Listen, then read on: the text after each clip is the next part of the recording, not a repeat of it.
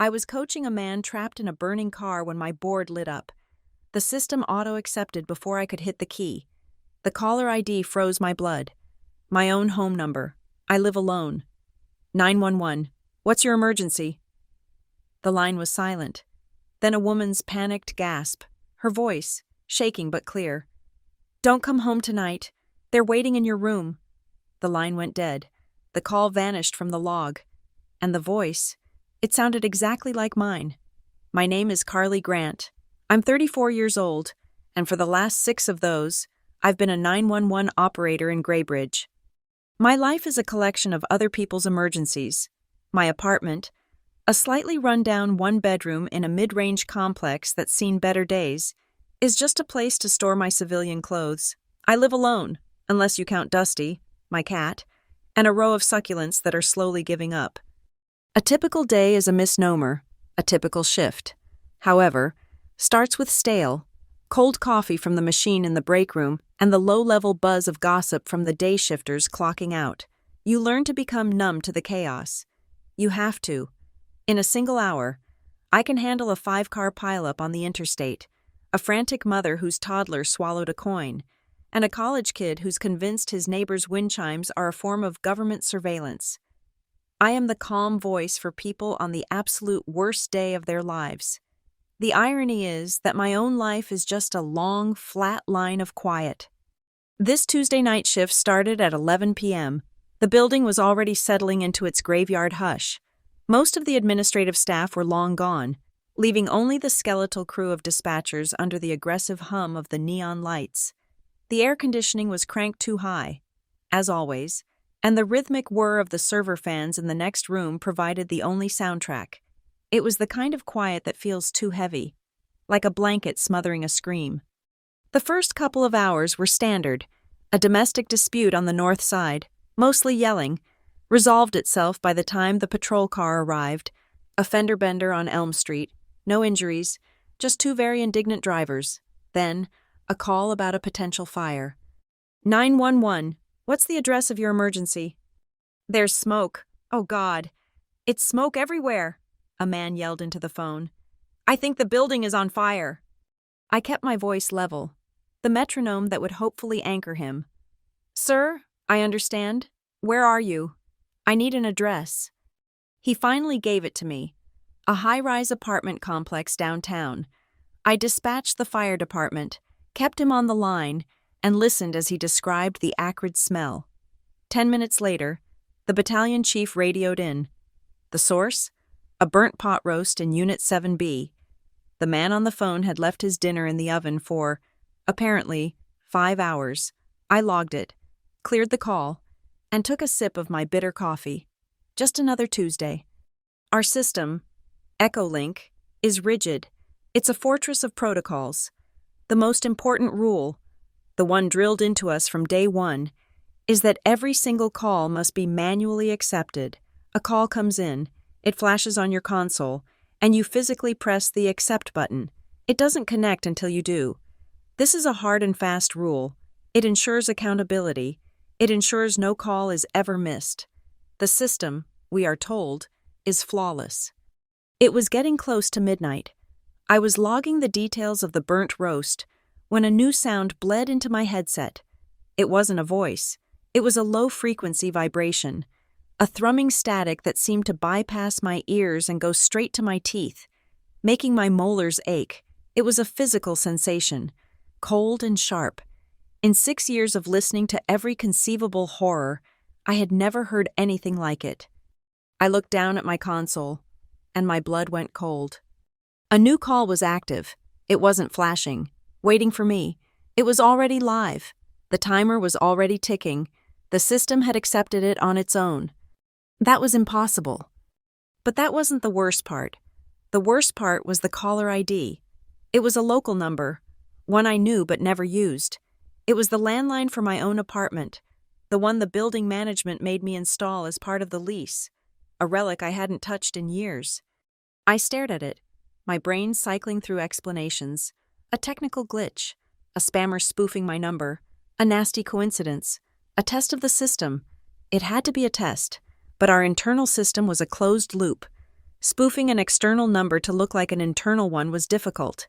Spoofing my number to auto-connect to my console felt targeted. It felt personal. A wave of intense, irrational unease washed over me.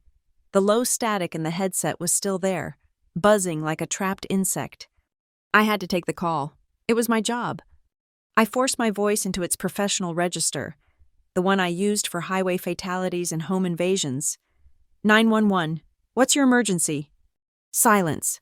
For a full second, there was nothing but that god-awful electric hum. Then, a sound ripped through the line. So loud and piercing, I yanked the headset half off my ear. It was a scream, a woman's scream, high-pitched and raw with terror. Before I could speak, the screaming stopped, cut off into a series of desperate, choking gasps. A woman's voice, trembling so hard it barely held together. "Don't come home tonight," she was whispering, frantic. "They're waiting in your bedroom." There was a thud, a heavy sound like something being knocked over, followed by a sharp, choked intake of breath. The static roared, swallowing her voice whole. And the line went dead. I stared at the screen. The call was gone. The timer read 12 seconds. Then my console reset, flashing its calm, green available status, as if it had never happened. My heart was hammering against my ribs, a frantic bird in a cage. My hand, suspended over the keyboard, was shaking. I did the first thing I was trained to do. I tried to re-establish contact. I dialed my home number directly from my console. It rang. Once, twice, 3 times. On the 4th ring, there was a sharp click, and the line switched to a fast, repeating "line busy" signal. My apartment was empty. Dusty the cat couldn't pick up the phone and then hang up. At the next console, Eli Harper swiveled in his chair. He was a good operator, unflappable, the kind who told bad jokes after a suicide call just to break the tension. "Grant," he said, his voice light, "you look like you've seen a ghost." I couldn't look at him. I could only stare at my blank screen, at the green light that insisted everything was normal. The woman's voice, the scream, it wasn't just a woman. The cadence, the terror, the specific way her voice cracked on the word bedroom, it was a voice I knew better than any other in the world. I finally turned to Eli, my own voice a whisper I barely recognized. "It was from my house," I swallowed, the words tasting like ash, "and it told me not to go home." I took a steadying breath and walked straight to the supervisor's pod. Marla Jennings was already looking at me, her expression carefully neutral. She's been a shift supervisor for 20 years. There isn't a panic she hasn't heard or a strange occurrence she hasn't dismissed. "Marla, I need you to look at my log for the last 10 minutes, I said, keeping my voice low and even. I received a call. It auto-connected. The caller ID was my own landline. The caller said there was someone in my apartment. Marla's eyes didn't widen. She didn't gasp. She just sighed, a long, weary sound, and tapped a few keys on her master console. She scrolled, her painted-on eyebrows furrowing slightly. "Grant, your last call cleared at 11:58. The burnt roast. Your next call, the fender bender, came in at 12:09. There's nothing in between." "That's not possible," I insisted, leaning closer. "I have the timestamp in my head. 12:03. It was 12 seconds long. The caller ID was my home." "I'm looking at the master log," she said, her voice dropping into the patient, condescending tone she reserved for rookies and hysterical callers. "There is an 11-minute gap here. It's flagged as a maintenance gap. System probably ran a diagnostic or a buffer purge. It happens. A diagnostic doesn't auto-connect a call to my console. It doesn't spoof my number and play a woman screaming." Marla finally leaned back, crossing her arms. "Look, Carly, you've been pulling a lot of doubles. You're stressed.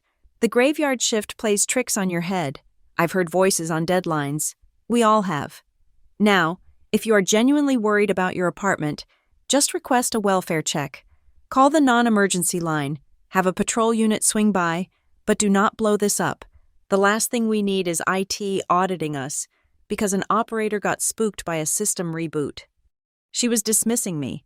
She was telling me I was hysterical, that I was imagining it, that the 12 seconds of pure, distilled terror I'd just experienced was a figment of my overtired imagination.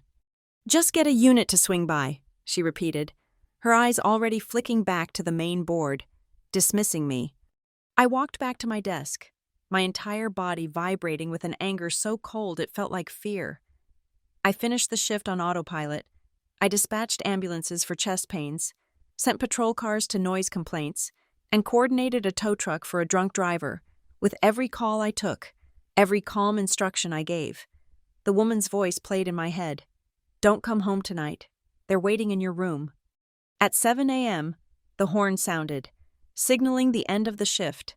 The day crew, smelling of fresh coffee and toothpaste, flooded in, their bright chatter grating on my raw nerves. I didn't speak to Eli. I didn't speak to anyone. I just clocked out and walked to my car in the subterranean parking garage. I sat in my beat-up sedan for a long time.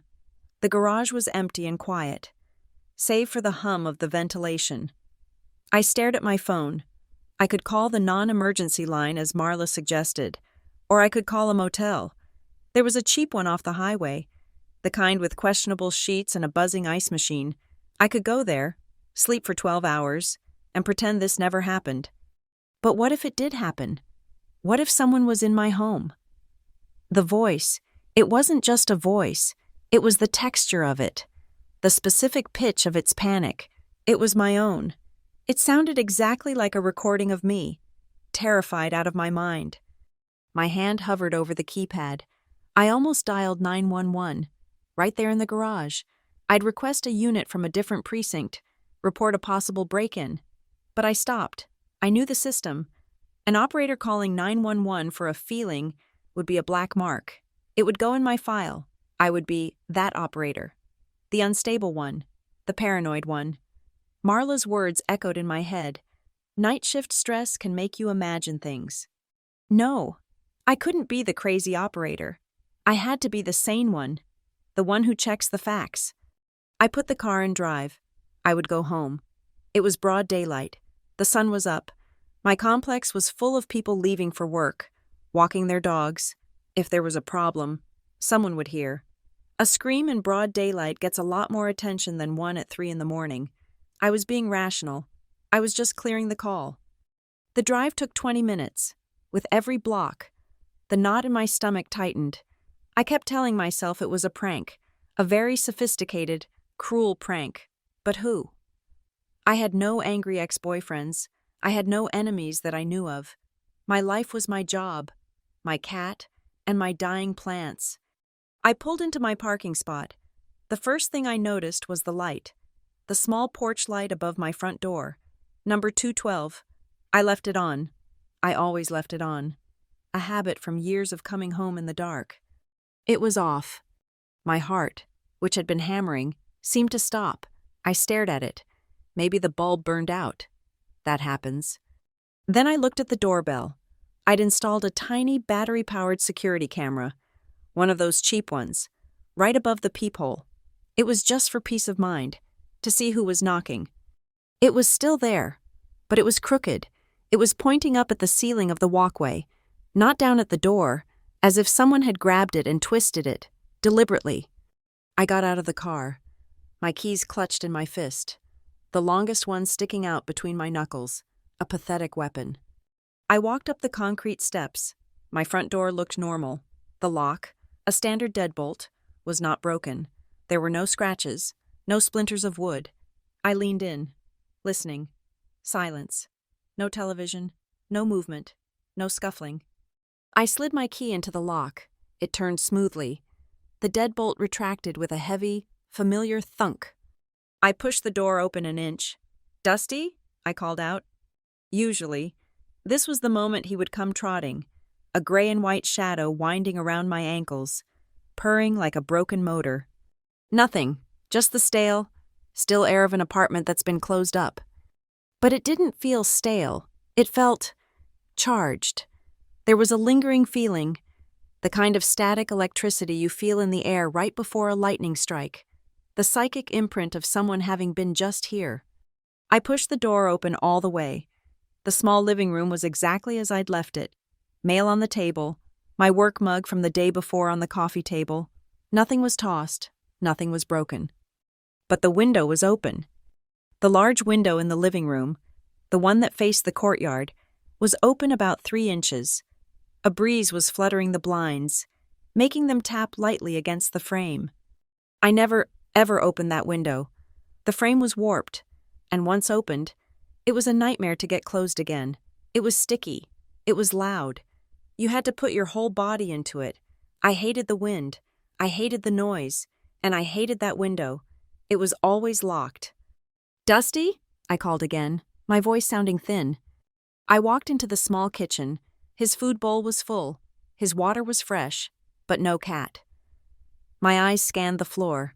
In that moment, a brief, horrifying image flashed through my mind of finding him, hurt. That fear was sharper, more immediate than the fear for myself.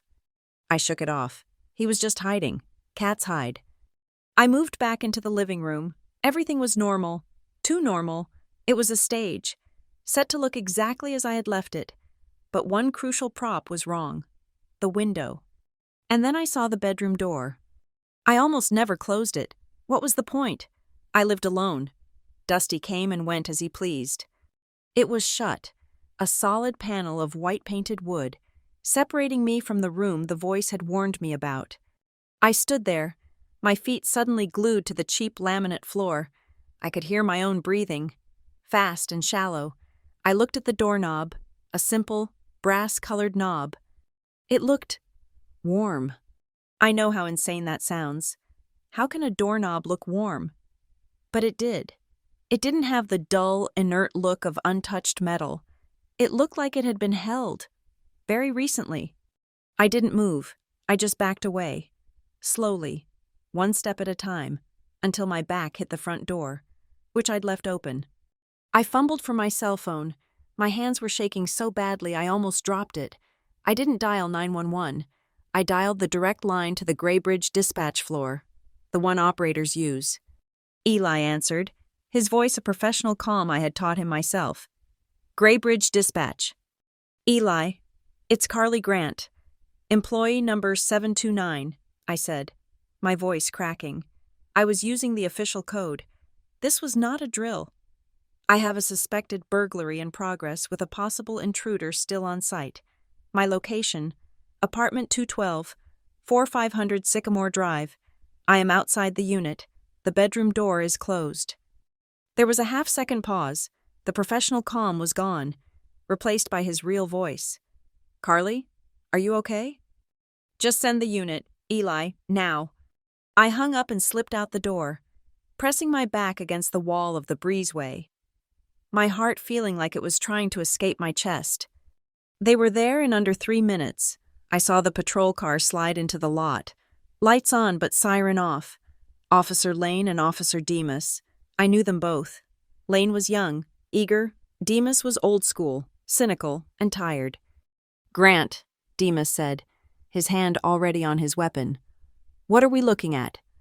"I just came home from shift," I said, amazed at how steady my voice sounded.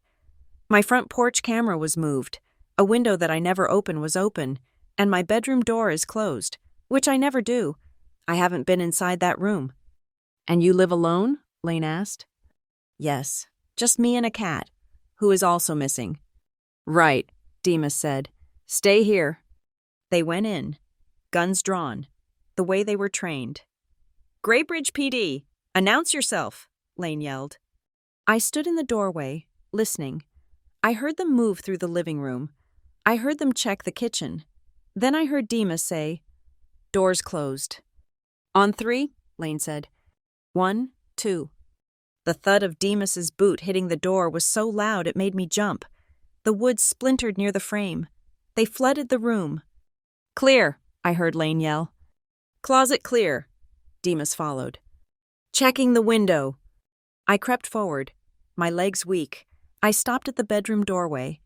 My bed was neatly made, just as I'd left it. The small window in the corner was locked. The closet was open. Clothes undisturbed. Nothing. There was no one there. Lane was already sighing, lowering his weapon. Demas was looking at the broken doorframe with obvious annoyance. "All clear, ma'am," Lane said, giving me a strained, polite smile. "But the window," I said, pointing to the living room, "and the camera, and this door was closed." Demas sniffed the air. He walked back into the bedroom and sniffed again. "Smells like bleach." He was right. Underneath the faint scent of my lavender laundry detergent, there was a sharp, chemical tang, the unmistakable smell of bleach, as if someone had wiped something down, wiped it down in a hurry. Demas just grunted. "Maybe you were cleaning?" "I don't use bleach," I said. He and Lane exchanged a look. It was the look, the one that said, "We just broke down a door for a spooked operator." "Well, Officer Grant," Demas said, his voice heavy with false patience. "There's nobody here now. Maybe you forgot you opened the window. It's getting warmer." "I didn't forget." My voice was sharp. "Right. Well, we're clear. You'll have to call your landlord about the door." They left. I watched them walk down the path, their shoulders relaxed, just two cops heading back to their car after another false alarm. I stood in the silence of my violated apartment. I was the crazy operator. I was the paranoid one. They hadn't found anyone. There was no proof. Just a crooked camera, an open window, a closed door, and the faint smell of bleach. And the voice on the phone. I stood there for a full minute before I heard a faint, tentative meow. I dropped to my knees and looked under the bed. Two green eyes glowed in the darkness. Dusty was flattened against the wall, trembling, but alive. He hadn't been hurt. He'd just been terrified. I let out a breath I didn't know I was holding, but the relief was cold. He was hiding from something, and whatever it was, the cops were gone. And I was alone with the smell of bleach and a broken bedroom door. I didn't call in. I couldn't. Showing up was the only way to prove I wasn't the hysterical operator they wanted me to be. I paid a locksmith an absurd amount of money to replace my deadbolt and fix the door frame, my credit card groaning in protest. I slept for 4 hours on my sofa, fully clothed, with Dusty shut in the bathroom so he wouldn't get hurt if they came back. Every sound the old building made was a threat. The hiss of the radiator was a whisper. The groan of the pipes was a footstep. When I clocked in for my next shift, the adrenaline from the previous night had curdled into a cold, hard knot of resolve. Eli gave me a worried look, but I just shook my head, a clear, "Not here," and sat at my console. Number 14, the same one. Before I took a single call, I opened the master logs. I navigated to Tuesday night. I found the exact time frame, the gap between 11:58 and 12:09. The gap was still there, but it was no longer empty. Where there had been a blank space, there was now a neat, official-looking entry, time-stamped at 12 a.m., log code, MASSTATMAINT, system-wide automatic maintenance, duration, 11 minutes, 30 seconds, origin, ET, master control. Someone had papered it over. Someone had gone back, seen the empty space Marla had dismissed, and filled it. They had scrubbed the timeline. I felt a surge of something hot and sharp. I wasn't crazy, I was being gaslit. I took my mandatory 15-minute break 2 hours later and went straight to the IT department in the basement. The air down there was always freezing, the server fans a constant, deafening roar. Owen Lasker, the head of IT, had an office walled off by glass, like a fish in a very cold, very loud tank. He was a man who believed in the infallibility of his system. He looked annoyed when I knocked. "Grant, I'm in the middle of a migration. This will only take a second. Owen, I need to see the raw data from a maintenance gap on Tuesday night, around midnight." Owen stopped typing. He took off his glasses and rubbed the bridge of his nose, the universal gesture for, "You are an idiot." There's no such thing as raw data from a maintenance gap. The gap is the absence of data. The system was purging buffers. It's standard. You know this. This gap was created after the fact. "Owen, I was at my console. A call came through." That's impossible, he said flatly, not as a guess, but as a statement of divine law. Echolink cannot, does not, will not connect a call without logging it. Even a dropped call leaves a digital footprint, an incomplete packet, a routing attempt, something. If there is no log, there was no call. Then what is this? I pulled out my phone. In the 12 seconds the call was on my screen, in the heartbeat after she said bedroom, I had done the one thing I was trained to do when things went sideways. Document. My hands had been shaking, but I had jammed my phone against the console screen and snapped a picture. The image was blurry, but the information was clear. My console number, the active line, the timer, stuck at 7 seconds when I took the pic, and the caller ID, my own home number. Owen leaned forward, his eyes narrowing at the phone screen. I watched his face. For a fraction of a second, the mask of bored superiority slipped. He went pale. It was a quick, sickly draining of color, and if I had blinked, I would have missed it. He recoiled just as fast. Pushing his chair back, he suddenly laughed, a short, barking sound that was completely devoid of humor. Grant, what is this? Is this a joke? You're good with Photoshop. I'll give you that. That's not Photoshop. Owen, that was on my console. He stood up, abruptly all business, his face now a mask of irritation. Look, I don't know what you're playing at, but I've got a 2 terabyte server migration that's about to crash if I don't babysit it. You're stressed. Marla already sent a note down saying you were agitated. Maybe you should talk to HR. Take some of that PTO you've been hoarding. He turned his back to me, ending the conversation. The system is fine. I walked out of the basement, the sound of the servers roaring in my ears. He was lying. He saw it. He knew. And he was terrified. In the break room, Mia Torres was stirring sugar into her tea. Mia was quiet, kept to herself, and was probably the best operator we had. She looked up as I came in, her dark eyes analytical. She waited until the door hissed shut. You went to see Owen, she said. It wasn't a question. I just nodded, my hands still shaking with anger. Don't, she said, her voice barely a whisper.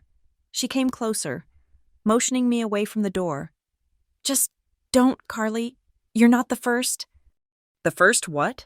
The first to get a call that doesn't exist? The first to get a ghost, she said. We call them ghosts, calls that come in from internal numbers that don't exist, calls that vanish, calls where the log gets wiped.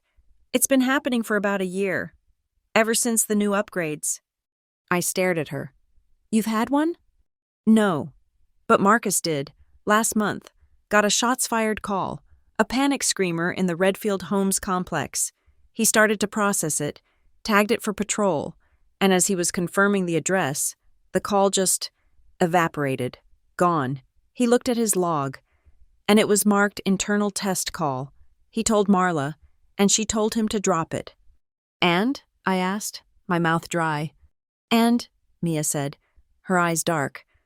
An hour later, a different call came in from the same building, a neighbor, reporting her music was too loud. When the officers arrived, they found the original caller, a woman. She'd been shot twice, bled out on her kitchen floor. The time of death was estimated at almost exactly when Marcus got the first call. A cold dread, far worse than anything I'd felt in my apartment, settled over me. He was marked as a test call? The system scrubbed him, labeled him as a glitch so he wouldn't mess up the response time metrics. You poke that bear, Carly, you'll get transferred to parking violations, or worse. Worse, I went back to my console and, with Mia's words ringing in my ears, I did something I hadn't done in months. I pulled up the internal shift assignments and personnel status list. I looked up the operators who had been assigned to Console 14 on the grave shift before me. Operator 772, David Kenzie, on extended medical leave, effective 2 months prior. Operator 619, Sarah Jenkins, on extended sick leave, effective 6 weeks prior. Operator 804, Raj Patel, on voluntary administrative leave, pending review, effective 3 weeks prior. 3 operators, my console, all on leave, all within the last 3 months. Their files were locked. Restricted access. My stomach turned. This was not a glitch. This was a pattern. I finished my shift, my hands moving with practiced efficiency, but my mind was somewhere else entirely. It was back with my sister, Jenna. Jenna had been the one to get me this job. She was an operator for a while, before she quit to become a paralegal. She was meticulous, borderline paranoid about documentation. If it's not written down, it didn't happen, she used to drill into me. And if the system loses what's written down, you'd better have your own copy. It was a habit she'd forced on me during my training, every night, before logging off. I ran a simple script she'd written for me. It wasn't high-tech.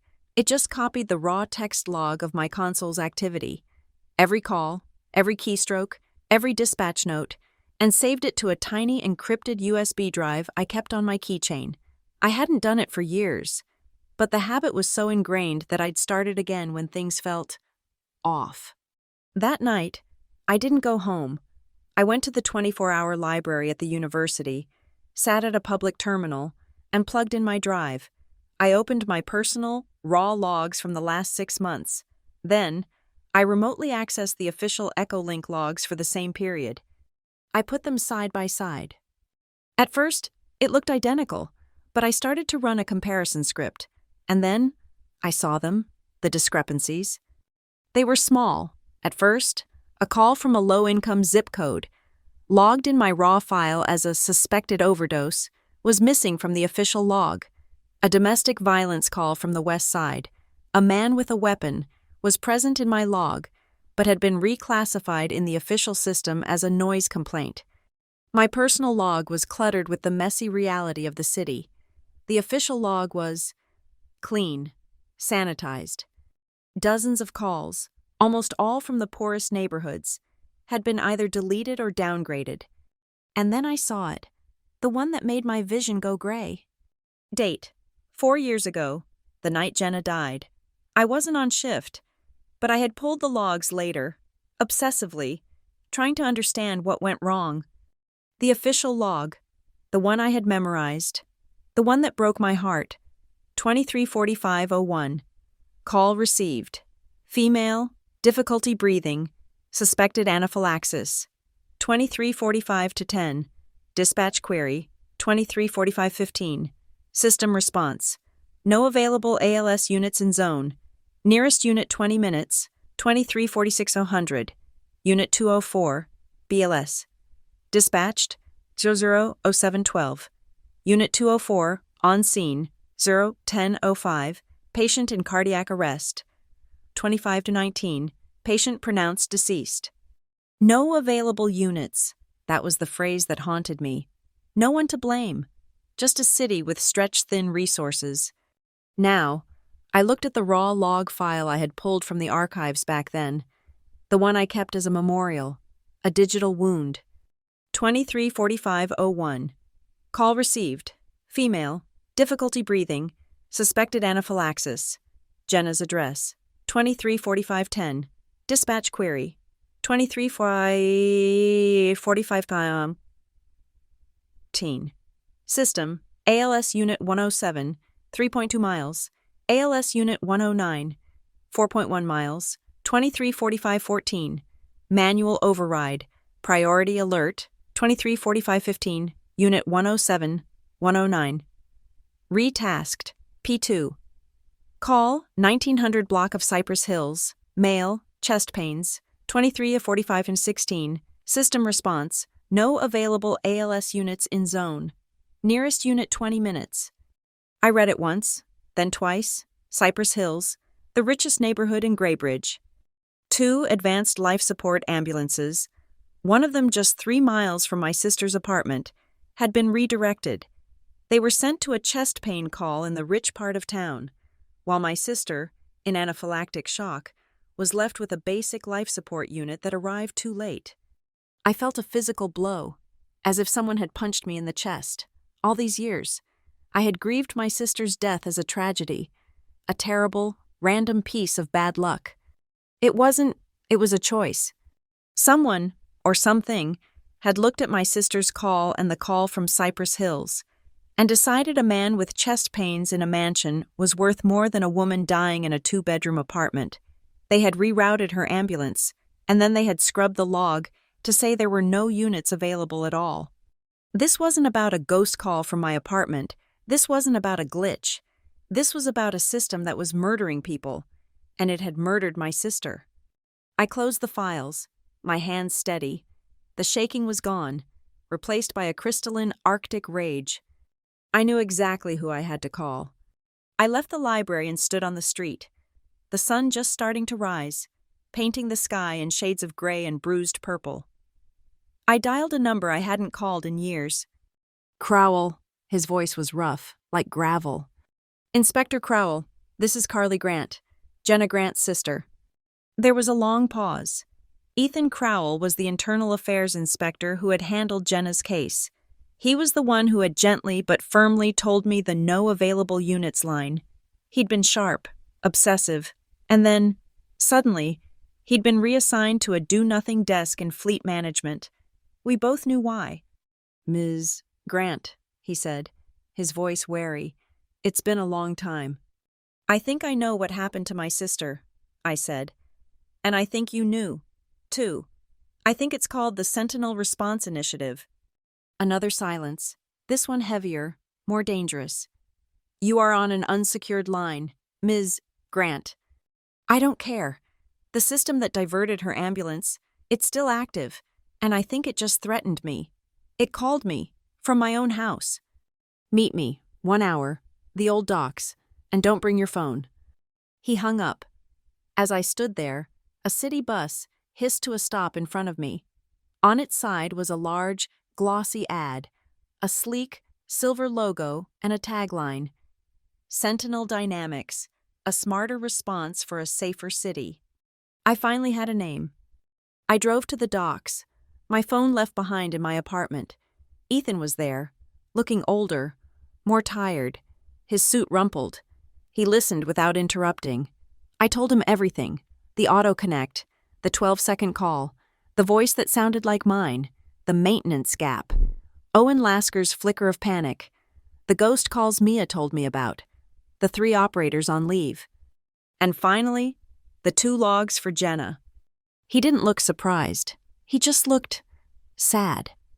He reached into his worn briefcase and pulled out a thin, dog-eared file. I was never able to prove it, he said, handing it to me. Sentinel Dynamics came in with their big data proposal, optimize response, allocate resources intelligently. The city council loved it. It saved them millions, but to make their numbers look good, the algorithm had to make choices. He tapped the file. I got close. I found a few discrepancies, like yours, calls from the south side, the bottoms, Redfield, all mysteriously downgraded. Response times in those areas went up by 30%, while response times in Cypress Hills went down by 50%. The official report called it statistical rebalancing. I called it what it was. What? I asked. Eugenics, he said, his voice flat. Triage by credit score. The Sentinel algorithm prioritizes based on property values, income data, even credit history. It decides who is most valuable to save. I opened the file. It was mostly dead ends, but on the last page, tucked into a sleeve, was a handwritten note on a yellow legal pad from an IT tech who had since relocated. It just said, data gaps and ghost calls coincide with Sentinel algorithm implementation. It's not a bug, it's a feature. It's how the system learns. It's how it hides. The ghost call wasn't a threat, not just a threat. It was the system, the Sentinel, trying to clean up a variable it couldn't account for. Me. They're cleaning the data, I said, looking up at him. The ghost calls are the ones that don't fit the algorithm. A shooting in a safe neighborhood, a call from an operator's own home. They get flagged and deleted. And the operators who see them, Ethan added, get put on leave, discredited, or scared into silence. I closed the file. The cold rage was still there. They didn't just scare me. Ethan, they gave me a target. Be careful. Carly, Sentinel isn't just a software company. They have the city contract. They are the city. You're not fighting a ghost, you're fighting the machine. Good, I said, the words tasting like iron. I know how to break it. I stood on the docks, the file in my hand feeling heavier than a block of concrete. The wind coming off the gray water was cold, but I barely felt it. I was seeing Jenna, not as she was in the end, but as she was in the break room of the old dispatch center, a year before she quit. She was stirring a cup of tea, her brow furrowed. "It just doesn't add up, Carly," she'd said, tapping her spoon against the ceramic mug. "I had a call last night, gunshot victim, down in the Narrows. Took them 40 minutes to get a bus to him. 40. The official log says no units available, but I was looking at the board. I saw 2 units sitting at the staging area near the university, 10 minutes away." "Maybe they were on a protected break," I'd offered, still green, still trusting. "For 40 minutes? While a man was bleeding out? No. And then this morning, a call comes in from Cypress Hills. A twisted ankle, Carly, and they send an ALS unit. Lights and sirens. It just feels wrong. It feels like the system is weighted, like it's looking at certain neighborhoods and deciding they're not worth the gas." I'd told her she was just tired, that she was seeing conspiracies. "Don't poke the bear, Jenna," I'd said, parroting what the older operators told us. "Don't mess with City Hall politics. Just do the job." She had looked at me, a deep sadness in her eyes. "It's not politics when a man is dead. Carly, it's just the job." She'd been preparing to file a formal complaint, but her paralegal job offer came through a week later. She'd let it go. She'd moved on. But the system hadn't. I stood there, on the dock, with Ethan watching me. The guilt I had carried for 4 years was a quiet, insidious thing, a survivor's guilt. The night she died, I was working. I was in a different precinct, taking calls, a 20-minute drive away, when my mother called my personal cell, frantic, screaming that Jenna couldn't breathe, that the ambulance was taking too long. I had done the unforgivable. I had trusted the system. I'd told my mother to hang up and call 911 again, that they would be there, that they were doing their best. I'd looked at my own board, busy with a highway pileup, and I'd felt that selfish, sickening relief that it wasn't my zone, not my call to handle. For 4 years, I had told myself that if I had been on duty in her precinct, I would have done something.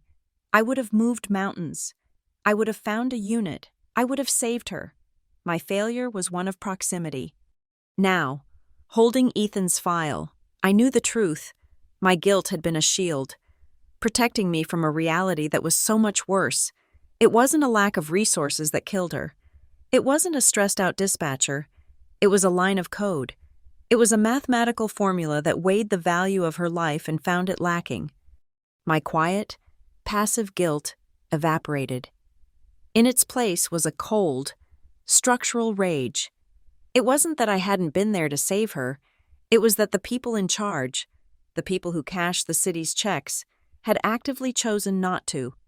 "This report," I said, my voice flat, holding up the file Ethan had given me. "He details how they got the contract." Ethan nodded grimly. "Sentinel Dynamics waltzed in 3 years ago, right after the city budget crisis. They came to the council with a beautiful PowerPoint presentation. They promised to use predictive analytics and resource optimization to save the city millions. They guaranteed a reduction in response times." "And they delivered," I said, reading from a clipped-in newspaper article in the file. "Sentinel Initiative saves city $10 million, improves response times by 18%. It's all here. The mayor, the city council, our own director. They all got awards. They were heroes." "They were," Ethan said. "And Sentinel was a godsend. On paper, the city's budget was in the black. Public approval was high. And the death rate statistics, the ones they presented to the public, they actually went down." "How?" I asked. "How do you slow down responses to poor neighborhoods and have the death rate go down?" "Because," Ethan said, his voice laced with contempt, "if you don't file a report, it didn't happen. Sentinel's algorithm didn't just reprioritize calls, it recategorized them. A call from the Narrows that gets no response for an hour isn't logged as a critical failure. It's logged as a low-acuity event, or a duplicate, or best of all, caller self-resolved. The system buries its own mistakes. The deaths in those neighborhoods, the ones Jenna saw, they just stopped being counted. They became statistical noise. No one from Cypress Hills is filing a complaint that their ambulance arrived in 4 minutes, and no one with any power is listening to the people in the Narrows when they say their ambulance never came at all. My mind flashed back to the ghost call, my call, the one from my own number. The log, I said, thinking aloud. My call. It wasn't just a threat. It was an anomaly. The system didn't know what to do with it. I looked at Ethan. My apartment isn't in Cypress Hills, but it's not in the Narrows. It's a mid-range, blue-collar building. But the call came from my number, an operator's number, to my console. It couldn't be classified. I pulled out my own logbook, the encrypted files on my USB drive. I found the raw data from that night. The file was tiny, just a few bytes of corrupted data where the 12-second call should have been, but the metadata wrapper was still there, and next to it was a tag I'd never seen before, Air Zone Classification Fail, and then QA Del, queued for deletion. That's it, I whispered.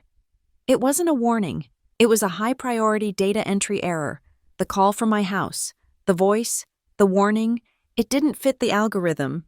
It couldn't be sorted by income level or property value, so the system flagged it as junk, as an error to be scrubbed, just like it scrubs the calls from the housing projects.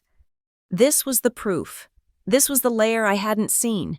The operators weren't in charge. Marla wasn't in charge. Even Owen, in his glass box, wasn't in charge. The algorithm was.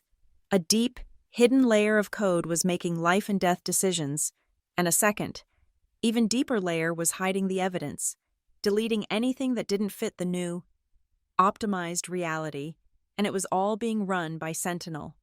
I went home and I didn't sleep. I sat at my cheap dining table with a pot of coffee and a legal pad. I began to draw. I drew a line from Sentinel Dynamics to the mayor's office. I drew a line from the mayor to the city council. I drew a line from the council to our director, Harvey Quinn. I drew a circle around the Narrows, the Redfield homes, the West Side. From each circle, I drew lines for the calls I'd found in my own logs, the ones that had been erased from the official record, the overdoses, the difficulty breathing calls, the man-down reports. Then I drew a circle around Cypress Hills, and I drew lines for the calls that had gotten instant, top-tier responses, the twisted ankles, the minor chest pains, the feeling unwell. The map became a spider web, a web of high-priority zones, fed by the resources of the low-priority zones. The poor parts of the city weren't just being neglected. They were being actively harvested. Their ambulances, their police patrols, their very statistical right to exist was being siphoned off to make the numbers in the rich neighborhoods look even better. Every death in the Narrows that was self-resolved was a statistical victory for the mayor, a feather in Sentinel's cap. I looked at the map. It was a portrait of a city murdering its own people, one downgraded call at a time, and my sister was one of its first victims. Ethan's warning from the dock played in my head. The people who got close before, Carly, they were dealt with. Sentinel has deep pockets. One IT tech got a new job in another state, all expenses paid. Another operator who complained too loudly suddenly had a very generous early retirement package. They don't fight you, they buy you, or they bury you in paperwork until you quit. They make you silent. I looked at the drawing of my sister, taped to my refrigerator. She was smiling, holding a beer at a backyard barbecue. I'm tired of being silent, I said to the empty room. I've listened to enough people die over the phone. I will not let you be a deleted file. The fear was gone. The paranoia I'd felt. That sense of being watched, of being haunted, it was still there. But it had a new shape. It wasn't a ghost. It was an opponent. I was no longer the victim of a haunting. I was the hunter. I called Ethan back. The list, I said. The people who were silenced. The ones who took the packages and the new jobs. I need their names. Carly, that's not a good idea, he said, his voice low. They're silent for a reason. They're scared. Or they're bought. I don't care. You said your access is limited. You're inside the system, and it's blinding you. I need people who are outside, people who know how the machine was built, but who are no longer on its payroll. He was quiet for a long time. I could hear the faint sound of traffic on his end. I can't officially give you anything. Carly, if I do, I'm fired. Or worse, I'm implicated, and my evidence gets thrown out. I don't need you to be official. I just need a starting point. Another sigh. There was one, a systems engineer, old school. He helped build the original dispatch mainframe back in the 90s. He hated the Sentinel contract, said it was like putting a parasite in a clean machine. He was the first one they pushed into early retirement. His name is Harlan Bishop. He lives somewhere off the grid now, likes old radios. That's all I've got. It's enough, I said. Carly, he said, just before I hung up. Be careful. You're not just taking on a company. You're taking on the people who believe the lie, and they will protect it at all costs. The lie killed my sister, I said. It's time to return the favor. I hung up. I looked at my map. Harlan Bishop, the old school engineer. He was the first piece. I needed technical skills. Someone who understood the bones of the system before the parasite got in. I also needed someone who understood the parasite, one of the new generation, one of the IT techs who had seen what Sentinel was doing and been scared into silence. My mind went to Mia Torres, and then to someone else, someone younger, someone who hadn't been there long enough to be bought, Naomi Klein, a junior IT tech, just an intern, really. I'd helped her get the job, vouched for her. I'd seen her in the break room, looking at the logs, her face tight with a confusion and anger I now recognized. They were all scared. They were all alone, but so was I. And if Sentinel was a system, we were about to be a network. It began subtly, the way a chill enters a room, a conversation that would stop when I walked into the break room, then restart a beat later on a different, safer topic. Eli, who used to share his bag of chips with me, suddenly found his reports fascinating whenever I sat down. The whispers followed me. She's not over her sister's death. She's checking logs from 5 years ago. She thinks everyone is part of a conspiracy. My paranoia was being reframed as obsession. My investigation was being twisted into a symptom of grief.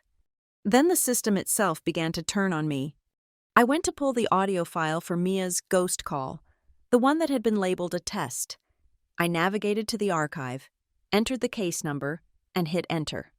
Access denied. User permissions insufficient. I tried again. I tried to access my own logs from 4 years ago, the night Jenna died. Access denied. I logged out and logged back in.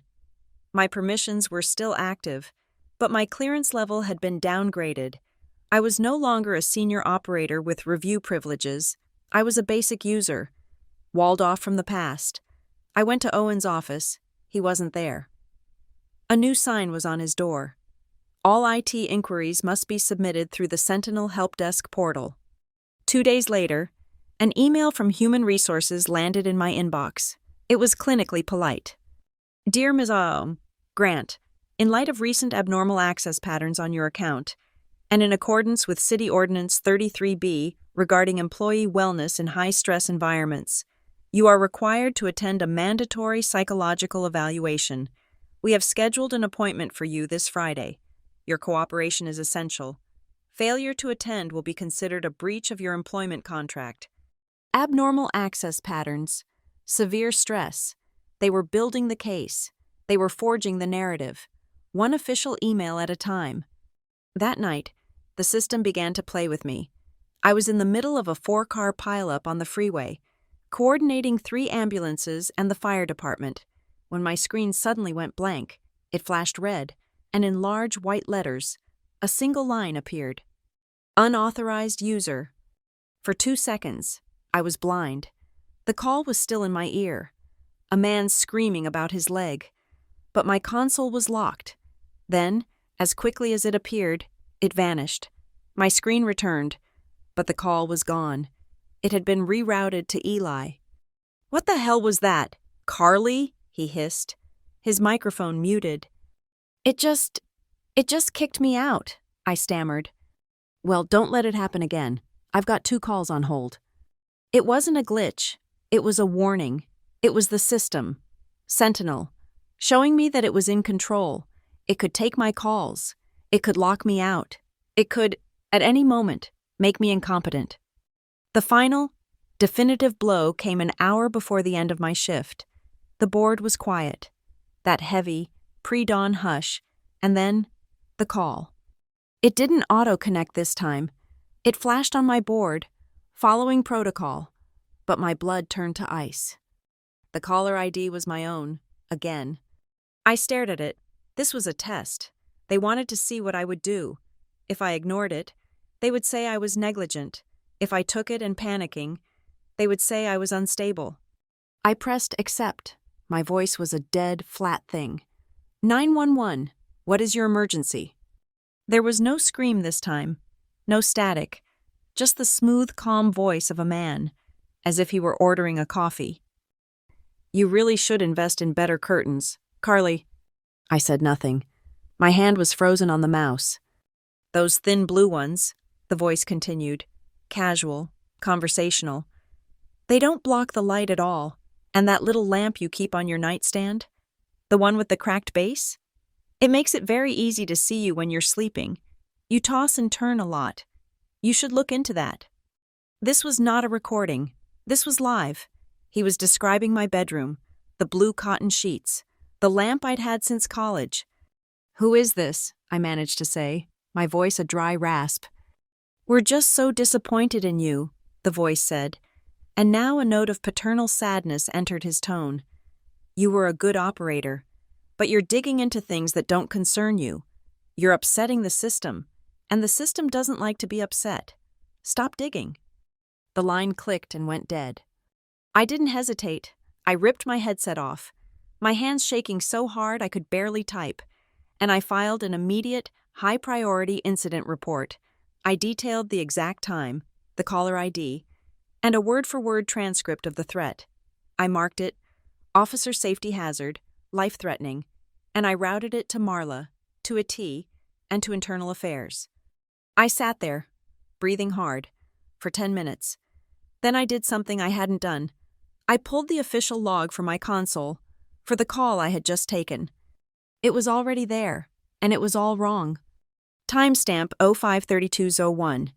Call origin, Interfo console, 14.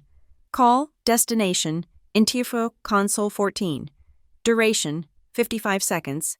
Type, internal test. And underneath, a note, added by a system administrator I didn't recognize. Note, Operator 729, Grant, initiated internal test call to own console. Line was open for 55 seconds with no audio. Flagged for review, inappropriate use of system resources. Possible attention-seeking behavior. I read it 3 times. My report, my transcript, my officer safety hazard. It was gone. In its place was a fabrication. They had not only erased the threat, they had rewritten it to make me the perpetrator. I hadn't received a call. I had made one, to myself. I was the crazy operator. It was now official. I was called into the HR office before I could even clock out. The woman, Ms. Alvarez, wouldn't meet my eyes. She had my file open. "Carly, we need to talk about this," she said, gesturing to a printout of the log. "Why are you making test calls to yourself at 5:30 in the morning?" "That's not what happened," I said, my voice dangerously calm. "I received a call. From my number. A man threatened me. He described my bedroom. I filed a report."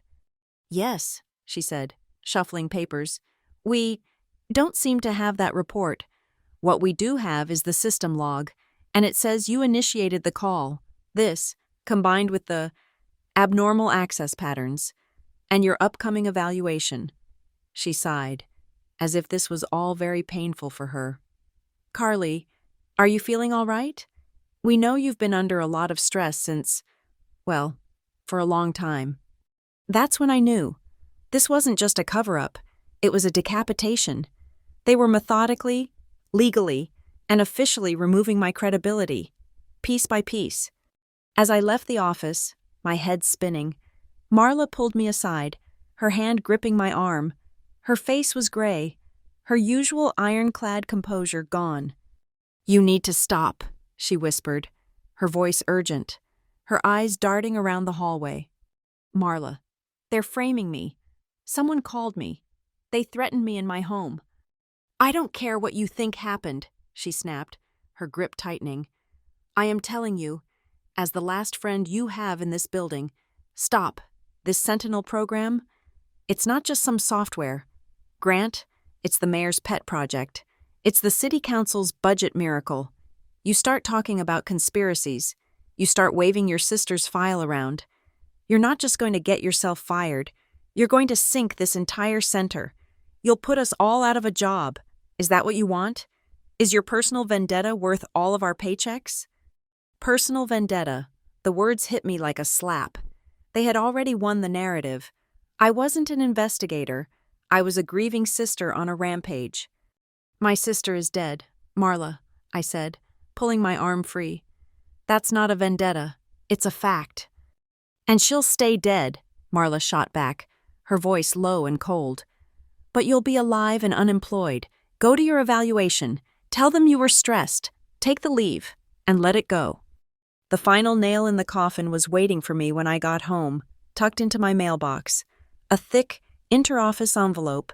It wasn't my suspension, not yet. It was a supplemental information packet for my upcoming evaluation.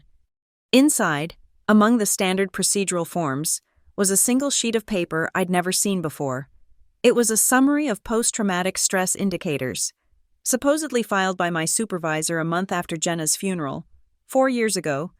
It detailed bouts of crying, conversations with no one, and an obsessive focus on systemic failure.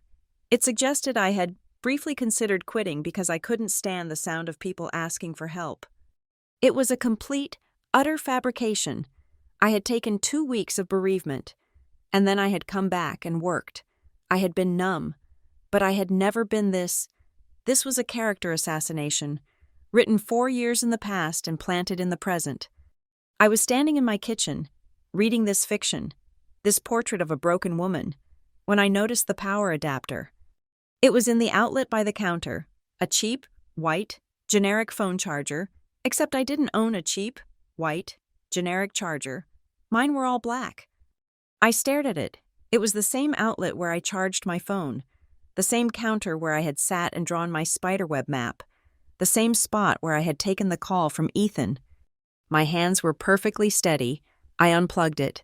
It was too light. I turned it over, on the back, where the prongs were. There was no brand name, just a tiny pinprick hole. This was how he knew about my bedsheets. This was how he knew about my lamp. They hadn't just been in my apartment once. They had been listening. As if on cue, my personal laptop on the dining table chimed. A new email. The sender was anonymous, a string of jumbled letters. The subject? A word of advice. The body was short. "If you want to keep yourself safe, stop digging into Sentinel. No one will believe you. They're not going to believe the operator who makes calls to herself. They're going to believe the psych file. Take the leave. This is your last warning." I looked at the bug in my hand. I looked at the email. I looked at the fictional psychiatric report on my table. They had taken my job. They had taken my credibility. They had taken my home. And then, my work phone rang. The official one. It was HR. "Ms. Grant? We're calling to inform you that in light of your refusal to cooperate with Ms. Alvarez this morning, you are placed on immediate administrative suspension, pending the results of your mandatory evaluation. Your access to the Echolink system and all city property is revoked, effective immediately." The line went dead. They hadn't just scared me. They hadn't just framed me. They had fired me. They had cut my last line of access. I was out. I was discredited. I was, in their eyes, neutralized. I stood in the silence of my bugged apartment. They thought they had backed me into a corner. They thought they had made me a victim. But as I stood there, a different feeling was rising. Not fear, not anger. It was a cold, pure, exhilarating release. They had built a story. Carly Grant, the unstable operator, obsessed and paranoid, a danger to the system. "All right," I said to the tiny microphone in my hand. "If they want the crazy operator, let's see how crazy I can be." They had taken away my credentials, my access, and my reputation. But in doing so, they had taken away all my rules. I was no longer an operator. I was no longer a city employee. I had nothing left to lose. I put the bug in my pocket, I grabbed my keys, and I left to find Harlan Bishop. Harlan Bishop lived 30 miles outside Graybridge, in a small, cluttered bungalow where the power lines ended and the antennas began. His front yard was a forest of steel masts, dishes, and old ham radio equipment. The house itself was a museum of obsolete technology, oscilloscopes blinking in the living room, stacks of reel-to-reel tapes, and at least 5 computers from the 1990s, all humming, all active.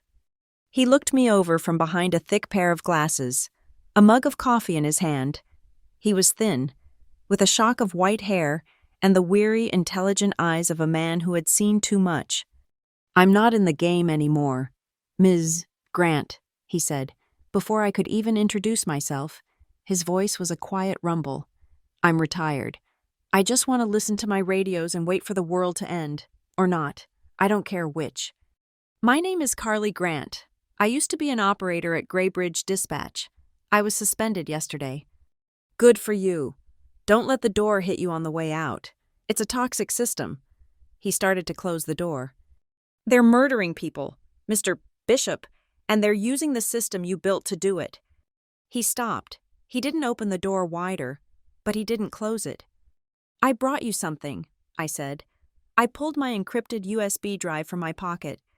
"This is my sister's call log, the official one, and this is the real one." I held my phone up to the crack in the door, showing him the side-by-side comparison I'd made, the no available units versus the manual override that had rerouted 2 ambulances to Cypress Hills. He was silent for a long, long time. He wasn't reading the text. He was looking at the timestamps. He was looking at the unit numbers. His knuckles, gripping the doorframe, were white. "I signed so many non-disclosure agreements," he whispered, more to himself than to me. "They said I'd die in prison if I ever talked about the beta." "What beta?" He opened the door and pulled me inside, his eyes darting to the empty rural road behind me. "Get in, now." He led me to his kitchen, a chaotic mess of wires, soldering irons, and coffee cups. "Sentinel," he said, his voice shaking with an old, cold anger. Before they rolled it out citywide, they ran a beta test, just in 2 zones, one rich, one poor, Cypress Hills and the Narrows. They wanted to see if the priority weighting would work. I was the system architect. I had to monitor the data flow. "What did you see?" "I saw what you have on your phone," he said, pointing. "I saw a call for a drive-by in the Narrows get flagged as low priority, non-critical, while a call for a fender bender in Cypress Hills got 2 patrol cars and an ambulance. I ran a report. I highlighted 7 instances, in just one weekend, where the algorithm had clearly made a fatal or near-fatal choice. I sent it to Harvey Quinn, to the mayor's office, to the Sentinel reps." "What happened?" "What do you think happened?" Harlan said, his voice bitter. "The next day, there was a catastrophic server failure. My report was gone. My access credentials were revoked. And a very polite man in a very expensive suit came to my house and offered me an early retirement package worth 3 times my annual salary. He told me I looked stressed. He said I deserved a long vacation." He looked at me, his eyes sharp. "I took the deal, Ms. Grant. I took the money, and I signed the papers. And I built my radio tower to listen to the stars instead of the city. I chose to be a coward. I'm not here to judge you, Mr. Bishop. I'm here because I need you to build one more thing. I need you to help me burn them to the ground." He looked at the log on my phone again. They didn't just kill your sister. They used my architecture to do it. They turned my life's work into a murder weapon. He took a long, shuddering breath. All right, but we do this my way. Not on their network, not on the grid. We do this in the shadows. We do this with analog. He agreed. He agreed to help. We set up in his garage. It was a fortress of the obsolete. While Sentinel was running on fiber optics and cloud-based AI, Harlan was building our arsenal out of copper wire, vacuum tubes, and junked police scanners. He called it our ghost station. He dragged out a tower computer that was running an operating system I hadn't seen since college. One that had no wireless capability, no way to be touched by the outside world. This was our offline server. He then jury-rigged a series of wideband radio scanners, tuning them to the encrypted frequencies used by Graybridge EMS, fire, and police. The Sentinel algorithm is digital, he explained, his hands moving with a speed and precision that belied his age. It tells the operators and the units where to go. It writes the official log. But the units themselves? The ambulances? The patrol cars? They still run on radio. They have to. In a real emergency, the digital grid is the first thing to fail. They communicate, driver to driver, in the clear. Sentinel can't scrub the airwaves. He was right. I brought him my list, the half-dozen calls from my log that had been downgraded or erased. Okay, he said. Let's hunt. I'd give him a timestamp. He'd rewind his massive 24-hour recording rig and isolate the radio chatter from that exact moment. Case 1, I said. My log shows a difficulty breathing in Redfield. Official log shows caller self-resolved. My call time, 0300. Harlan found the audio. We listened. We heard the official dispatch, automated, bored, sending a unit to a noise complaint in Cypress Hills, and then, 10 minutes later, buried in the chatter. We heard it, a different voice, an ambulance driver, his voice tight. Dispatch, this is Unit 109. We're still at the Cypress Hills call. We're picking up a priority 1 call from Redfield on the scanner. Can you confirm? A long pause, then Marla's voice, tight, official. Unit 109, stand down. That call has been resolved. Remain at your location. We stared at each other. He heard it, I whispered. The driver. He heard the call go out on the older analog backup, and he tried to respond. Sentinel, through Marla, forced him to stand down. They prevented the ambulance from going. This is what they're hiding, Harlan said. This is the real log.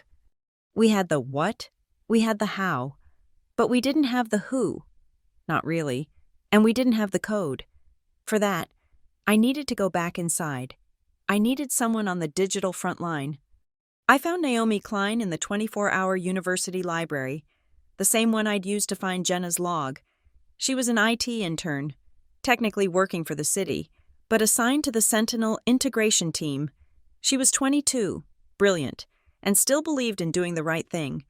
I'd helped her prep for her interview. I sat down opposite her. I didn't say hello. I just put the bug from my apartment on the table between us. The little white adapter. She looked at it, then at me. Her face went ashen. I've seen those, she whispered, so quiet I could barely hear her. In Owen's office, he has a box of them. He put one in my apartment. Naomi. They're listening to me. A man called me, using my own number, and described my bedroom. The ghost calls, she breathed. We're not allowed to talk about them. It's an active security protocol. Owen says it's just the system purging corrupted packets. It's not purging packets, Naomi. It's purging people. It's purging my sister. I told her everything. I told her about Jenna, about the logs, about Harlan. I told her about Sentinel, not as a software upgrade, but as a triage machine based on credit scores. She didn't cry. Her fear hardened, right in front of my eyes, into the same cold anger I felt. The query logs, she said, her fingers already flying across her laptop.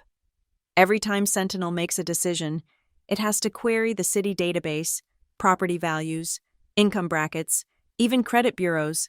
It's all logged. The command has to be coming from somewhere. Can you get it? She looked at me, her young face suddenly looking as old as Harlan's. If I get caught, I'm not just fired.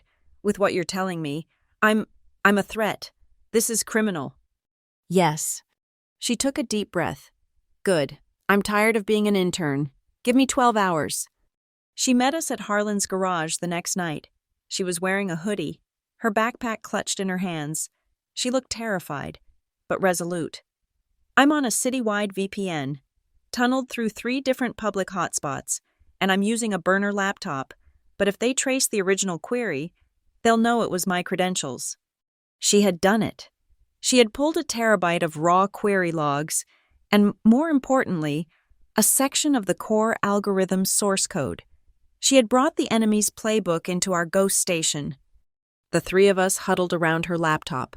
Harlan, the analog ghost, Naomi, the digital native, and me, the operator who understood the human cost. Naomi's fingers flew. Here it is. I can't believe it. It's not even hidden.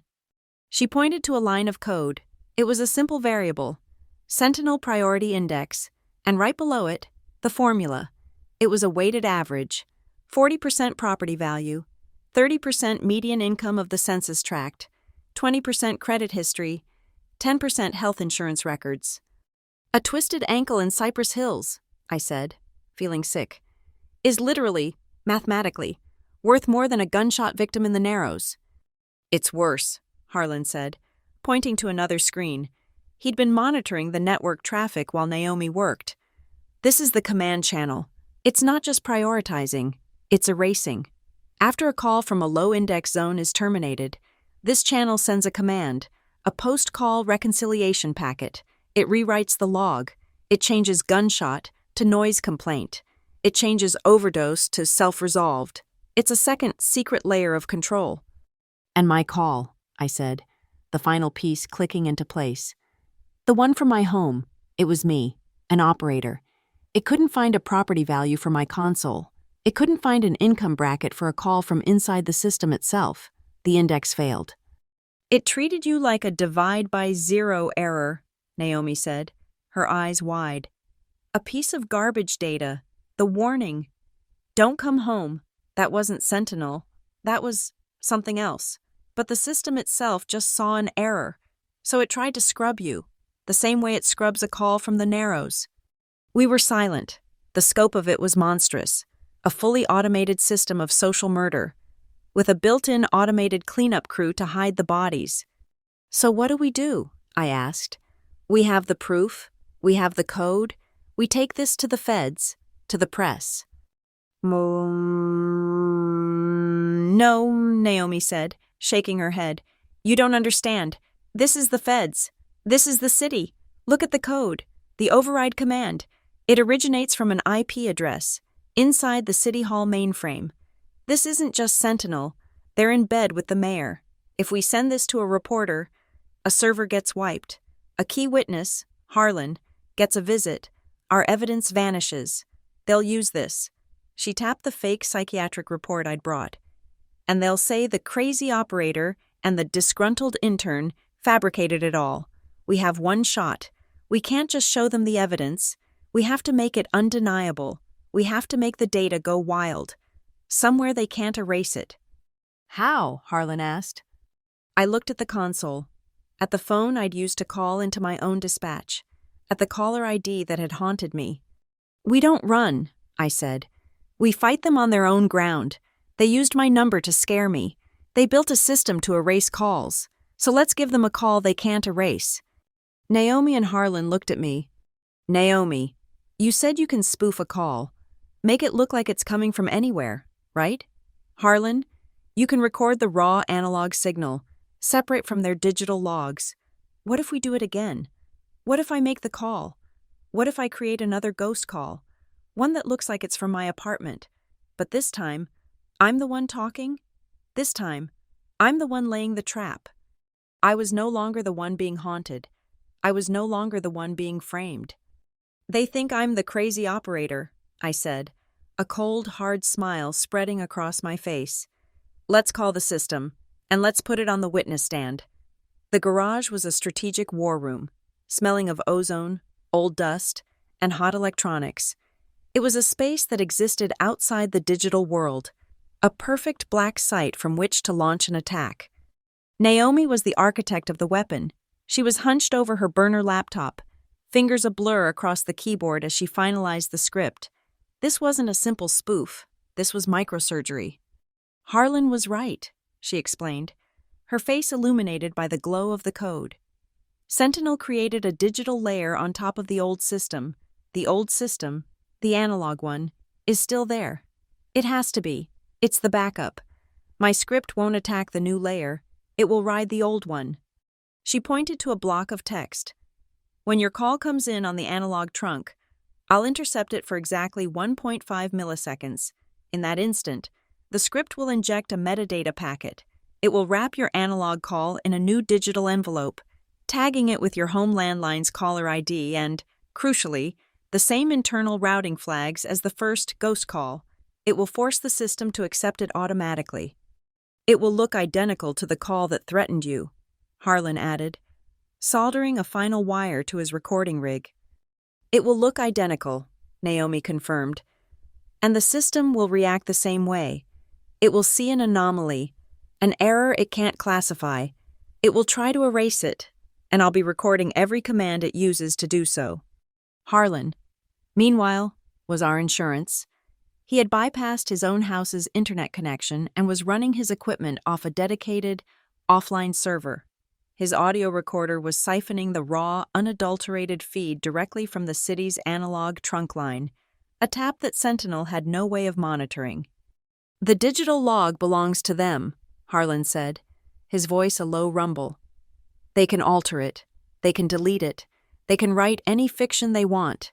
But the analog airwaves, the actual, physical sound, that belongs to us.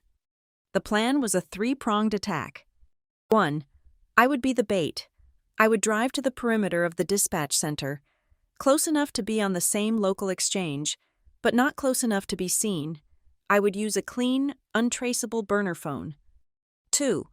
I would call a long-dead technical access number, one that Harlan had used in the 1990s to test the lines, a number so old it predated Sentinel by 2 decades and would bypass their primary filters. 3. The moment my call connected, Naomi, from the garage, would execute the script, tagging the call. Harlan, listening to the pure analog feed, would hit record on his offline rig, capturing the true, uncorrupted audio. We were creating 2 realities. The reality Sentinel would create, the fake log, the test call, the cover-up, and the reality we would capture, the raw audio, the deletion commands, the digital fingerprints, a perfect parallel set of logs. We moved at 3 a.m. The city was a sea of orange-gray light, quiet and still. The dispatch center was a low, humming block of concrete, a fortress of data. I parked in the back lot of a closed donut shop, 1 block away, the center's large radio mast visible over the rooftop. I had 2 phones. One was my burner, for the call. The other was a secure line, connecting me to Harlan and Naomi.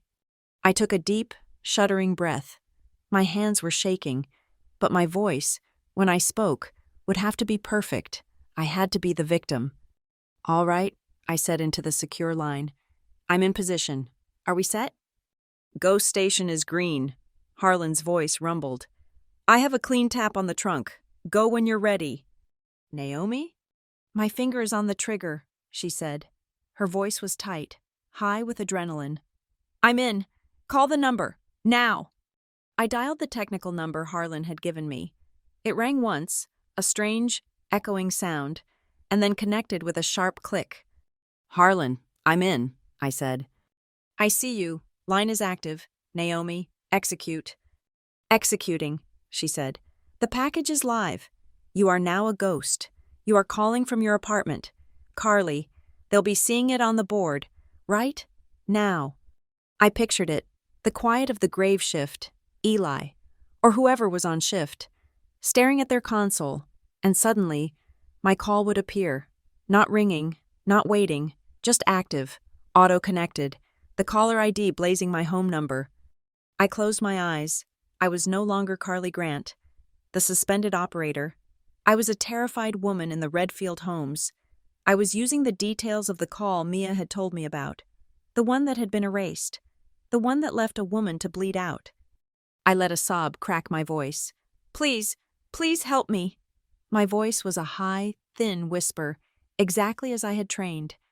I called an hour ago. He's not breathing. He's shot.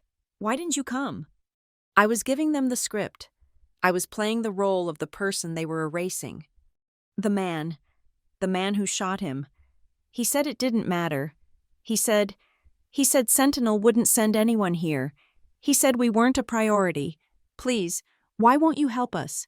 He called it the life seller. Sentinel, why are you letting us die? I was naming the algorithm. I was naming the sin. I held the phone, my knuckles white, and just breathed, letting the panicked, desperate sobs fill the line. They're on it, Naomi's voice crackled in my other ear, sharp and fast. They are on it. The system is panicking. It's tagging the call as anomaly Vox pattern. It's trying to figure out how you're on the line. I see the commands. They're tracing the caller ID. Let them, Harlan said. It will lead to her empty apartment. Now they're doing it, Naomi said, her voice dropping. The command just came through. I'm seeing it in real time. She read from her screen. Override call type, set internal test. They're relabeling it. They're trying to wall it off from the active dispatch board. Keep talking, Carly, Harlan ordered. Don't let them cut you. You're killing him, I screamed into the burner, the line between acting and the memory of Jenna's call blurring into a hot, white rage. You chose to let him die. It's not working, Naomi said, her voice filled with a sudden, wild excitement. My script, it locked the call classification. They can't relabel it while it's active. They're trying to manually terminate. They're trying to hang up on you. Carly! I heard a click on the line, then another. They were trying to boot me, but Naomi's script was holding the door open. They're sending the master command, Naomi yelled. Initiate post-call reconciliation. They're not waiting. They're trying to erase the audio log while we are still on the line. But they can't erase this, Harlan said, his voice a low, triumphant growl. He tapped his finger on the large, spooling reel of his analog recorder, capturing every word, every click, every second of their frantic cover-up. They can erase their copy, but mine is on a hard drive that is not connected to God himself. That's enough, I said. Cut it. I hung up. The silence in my car was deafening. I was shaking, soaked in sweat. Back in the garage, the real work began. Harlan had the ground truth, the pristine, undeniable analog recording. But Naomi had the smoking gun. Look at this, she said, pointing to her screen. It was a log of the system's actions, a timeline of their panic. Here is where they tried to relabel the call. Here is where they tried to terminate. And here, this is the IP address that sent the override call type command. This is the user that tried to erase you. Harlan and I leaned in. That's not Owen Lasker, I said. No, Naomi said, her eyes bright. That IP address isn't in the dispatch center. It's not even on their local network. It's a ghost server, routed through the city's primary mainframe. She typed a few more commands, her fingers moving like a concert pianist's. A traceroute window popped up. It's in the basement of City Hall. She ran a reverse DNS lookup. A name flashed on the screen. Sentinel Control Node 1. This wasn't a rogue IT department. This was the algorithm itself, hardwired into the city's government, protecting itself. It was the machine, and it was hiding in the mayor's basement. The fallout was immediate. We had kicked the hornet's nest. Now we waited for the swarm. It came, just as we had planned. At 9:04 the next morning, I was back in my apartment, which now felt less like a home and more like a stage. My personal email pinged. It was from HR. Dear Ms. Grant, It has come to our attention that your employee identification number and personal home number were used last night in a series of unauthorized, high-risk internal test calls that disrupted the grave shift. We need you to come in at 2 p.m. today to provide a written explanation for this behavior. Failure to do so will result in further disciplinary action, up to and including termination and potential criminal charges for misuse of public infrastructure. I laughed. It was a cold, dry sound. They were terrified. They were frantic. And they had just, in writing, confirmed our entire premise. They were trying to build their new narrative, the one where I was the perpetrator, and they had just handed me the rope. They had built the gallows, but they were the ones on the platform. The final piece came from Ethan. He called my burner phone. His voice clipped and urgent. "Carly, all hell has broken loose. They're having a meeting, an emergency session at City Hall, right now. Harvey Quinn is there, 2 men in expensive suits from Sentinel's legal department, and 3 city council members from the finance committee." "What's the topic?" I asked, my heart hammering. "I'm looking at the email advisory," he said. "They're evaluating personnel risk and containment options related to the dispatch center." "Personnel risk," I repeated. "That's me." "That's you," he confirmed. "They're not just firing you, Carly. They're getting ready to pin this whole thing on you. They're going to make you the scapegoat. They're going to say the unstable operator had a breakdown, hacked the system, and fabricated all this data about Sentinel. They are meeting right now to finalize the story they're going to feed to the press." I looked at the email from HR in my hand, then at the parallel logs Naomi had printed out, the real log from Harlan, the fake log from Sentinel. They were all in one room, all the players, all the liars, all gathered together to bury me. "Carly, what do we do?" Naomi's voice asked over the open line from the garage. I thought about them, sitting in their insulated high-rise room, drinking bottled water and deciding my fate, deciding Jenna's fate, retroactively. "I'm not going to be the scapegoat," I said. "I'm going to be the main event.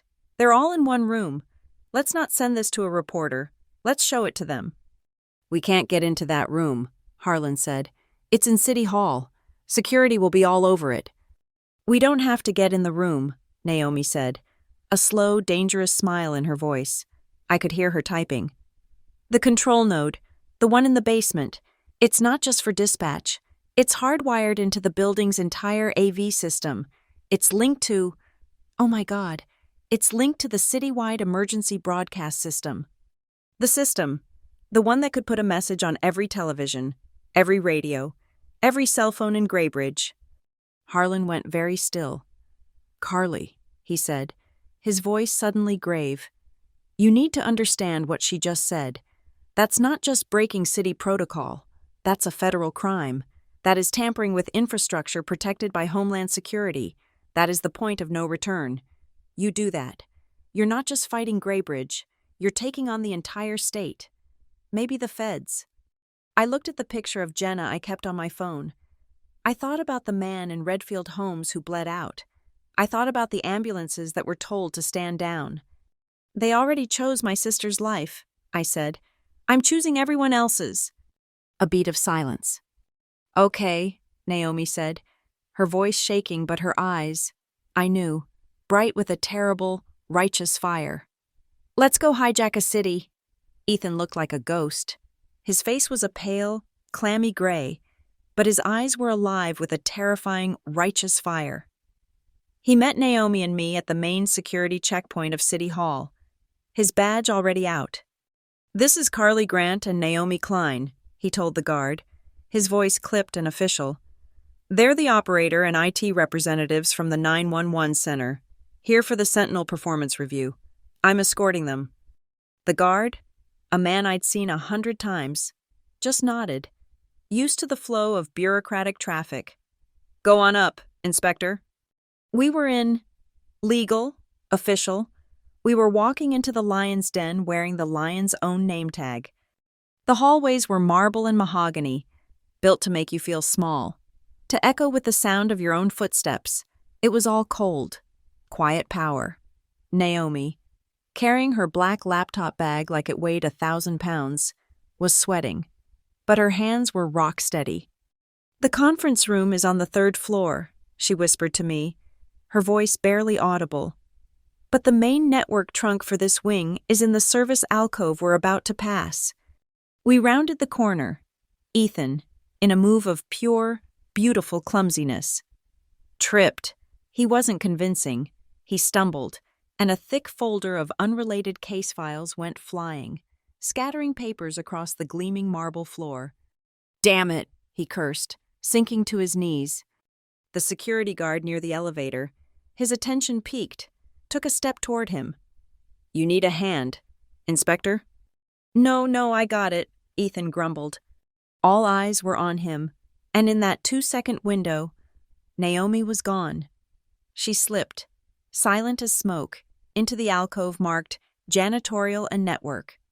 I stood, my heart hammering, trying to look bored, like a low-level employee waiting for her boss. It was the longest 10 seconds of my life. Naomi reappeared, her face pale but her eyes blazing.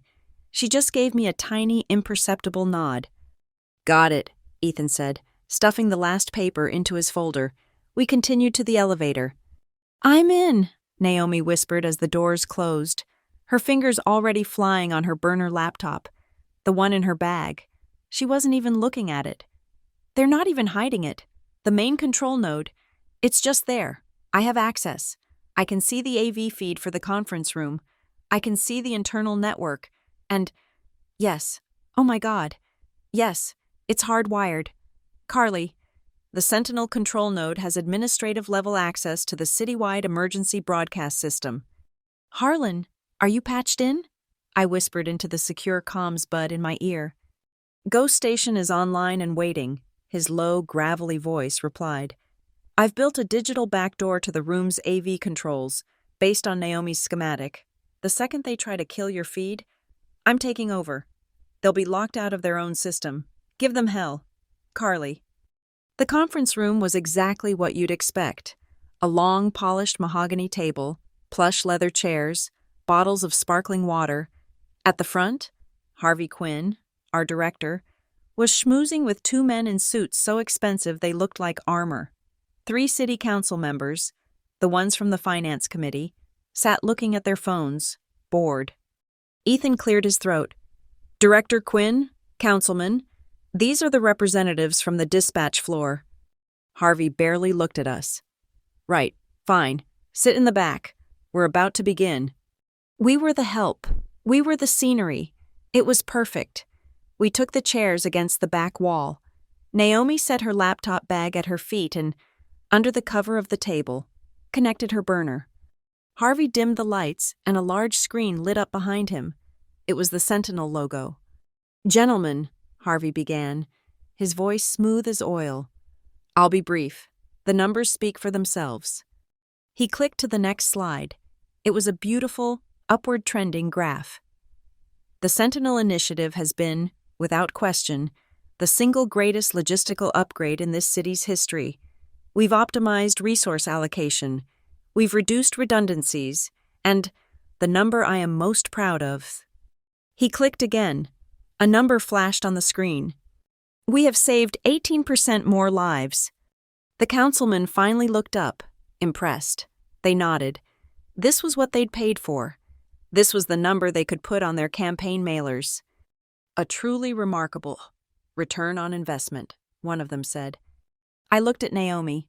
She looked at me. "Now," I whispered. The screen behind Harvey didn't flicker. It went black, a solid, definitive black. Harvey tapped his wireless remote. "Apologies, a small technical." A single white audio waveform appeared, pulsing in the center of the dark screen, and then the sound hit. It wasn't a statistic, it was a scream. It was the audio from the Redfield Homes shooting, the one Mia had told me about, the one they had erased. It was a man's voice, raw, hysterical, and it filled the high-ceilinged room. "I called an hour ago. Oh God, she's shot. She's not breathing. Where are you? Why aren't you coming?" A clinical, White timestamp appeared on the screen below the waveform. Total response time, 44 minutes, 12 seconds. "What is this?" one of the Sentinel lawyers snapped, standing up. In that exact, perfect moment, every phone in the room vibrated, a single, unified buzz. I watched Councilman Davies pick up his phone. His face went from annoyed to confused to terrified. On his screen, and on mine, was the message. It looked just like a weather alert. Emergency System Integrity Alert. Abnormal prioritization detected. Click for immediate details. "Harvey, what the hell is this?" Davies yelled, his voice cracking. "Turn it off!" Harvey shrieked at the city tech support guy in the corner. "Turn it off now!" The tech was hammering at his own laptop. "I can't, sir. The system is locked. It's reporting a security override from a higher priority source. I'm locked out." "That's me. Kids." Harlan's voice crackled in my ear. "They aren't turning off a thing." The audio of the dying man stopped, plunging the room into a ringing silence. Then, a new waveform appeared. It was a woman, frantic, but in a different way. "My husband. He twisted his ankle playing tennis. I think it's broken. Please, hurry." The call from Cypress Hills. Timestamp, total response. Time, 4 minutes, 02 seconds. The screen split. On the left, Redfield Homes, 44 minutes. On the right, Cypress Hills, 4 minutes. And then, the code itself, the formula Naomi had found, flashed underneath, a smoking gun in plain text.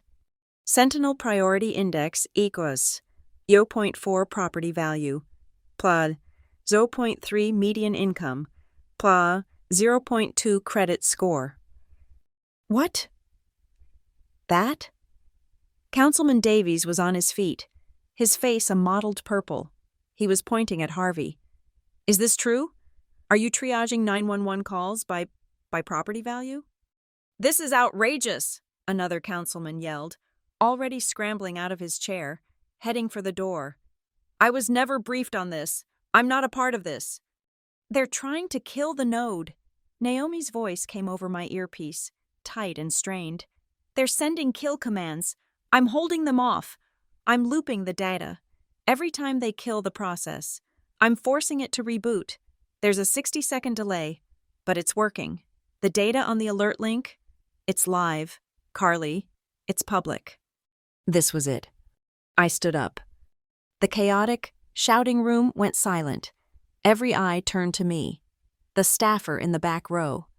"My name is Carly Grant," I said. My voice didn't shake. It was clear and cold, and it cut through the room. "I was a senior operator at Graybridge for 6 years. That 18% number is a lie. Sentinel Dynamics didn't save lives.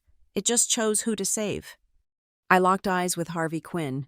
His face was a mask of white, homicidal rage. "My sister, Jenna Grant, died 4 years ago. She died in her apartment, waiting for an ambulance that was diverted. Your algorithm decided a man with chest pains in Cypress Hills was a higher priority than her life. This system is a murder weapon, and when I found out, when I started digging, your system called me. It called my apartment, when I was alone, and it threatened me. It tried to scare me into silence." Harvey had found his voice. He had been waiting for this. He had the narrative all prepared. He laughed, a short, ugly sound. "This," he roared, pointing at me, a prosecutor playing to the jury. "This is exactly the personnel risk I was here to discuss. That is Carly Grant, a suspended employee. She is psychologically unstable, obsessed with a family tragedy, and has severe delusions about the system. She is the one who hacked this room. She fabricated these logs. This is a personal vendetta." He was good. He was selling it. He was pinning it all on me. "Fabricated?" I asked, my voice dangerously quiet. I looked at the screen. "Naomi, show them the test call." "With pleasure," she whispered. The screen changed again. The split remained, but the data changed. On the left, a column titled Sentinel Official Log, The Lie, 053201. Call type. Internal test. Origin. Console 14. Duration 55 seconds. On the right, a column titled Harlan's Raw Analog Log, The Truth, 053201. Audio, full transcript of the male voice threatening me. You really should invest in better curtains, Carly. And beneath it all, the data Naomi had captured, the digital fingerprint, the IP address of the Sentinel control node, right there in the basement of City Hall, and the command it had sent, the one that had framed me. System command, override call type, set internal test, origin, Sentinel control node 01. The system doesn't lie. Harvey, I said. That's the command. From your server. That tried to erase the threat against me. That's the command that tried to build your unstable operator narrative. That's the command that murdered my sister. The room was silent. The Sentinel lawyers weren't shouting. They were packing. They were putting laptops into briefcases, moving quickly, silently, for the exit. The councilmen were gone. It was over. Then, Ethan's phone vibrated. He'd been standing by the door. A silent, armed sentinel. He looked at the screen, and all the color drained from his face. He grabbed my arm. Carly, we have to go. Now. That wasn't the city. That was Sentinel. They're not calling Graybridge PD. They've called their own security. What?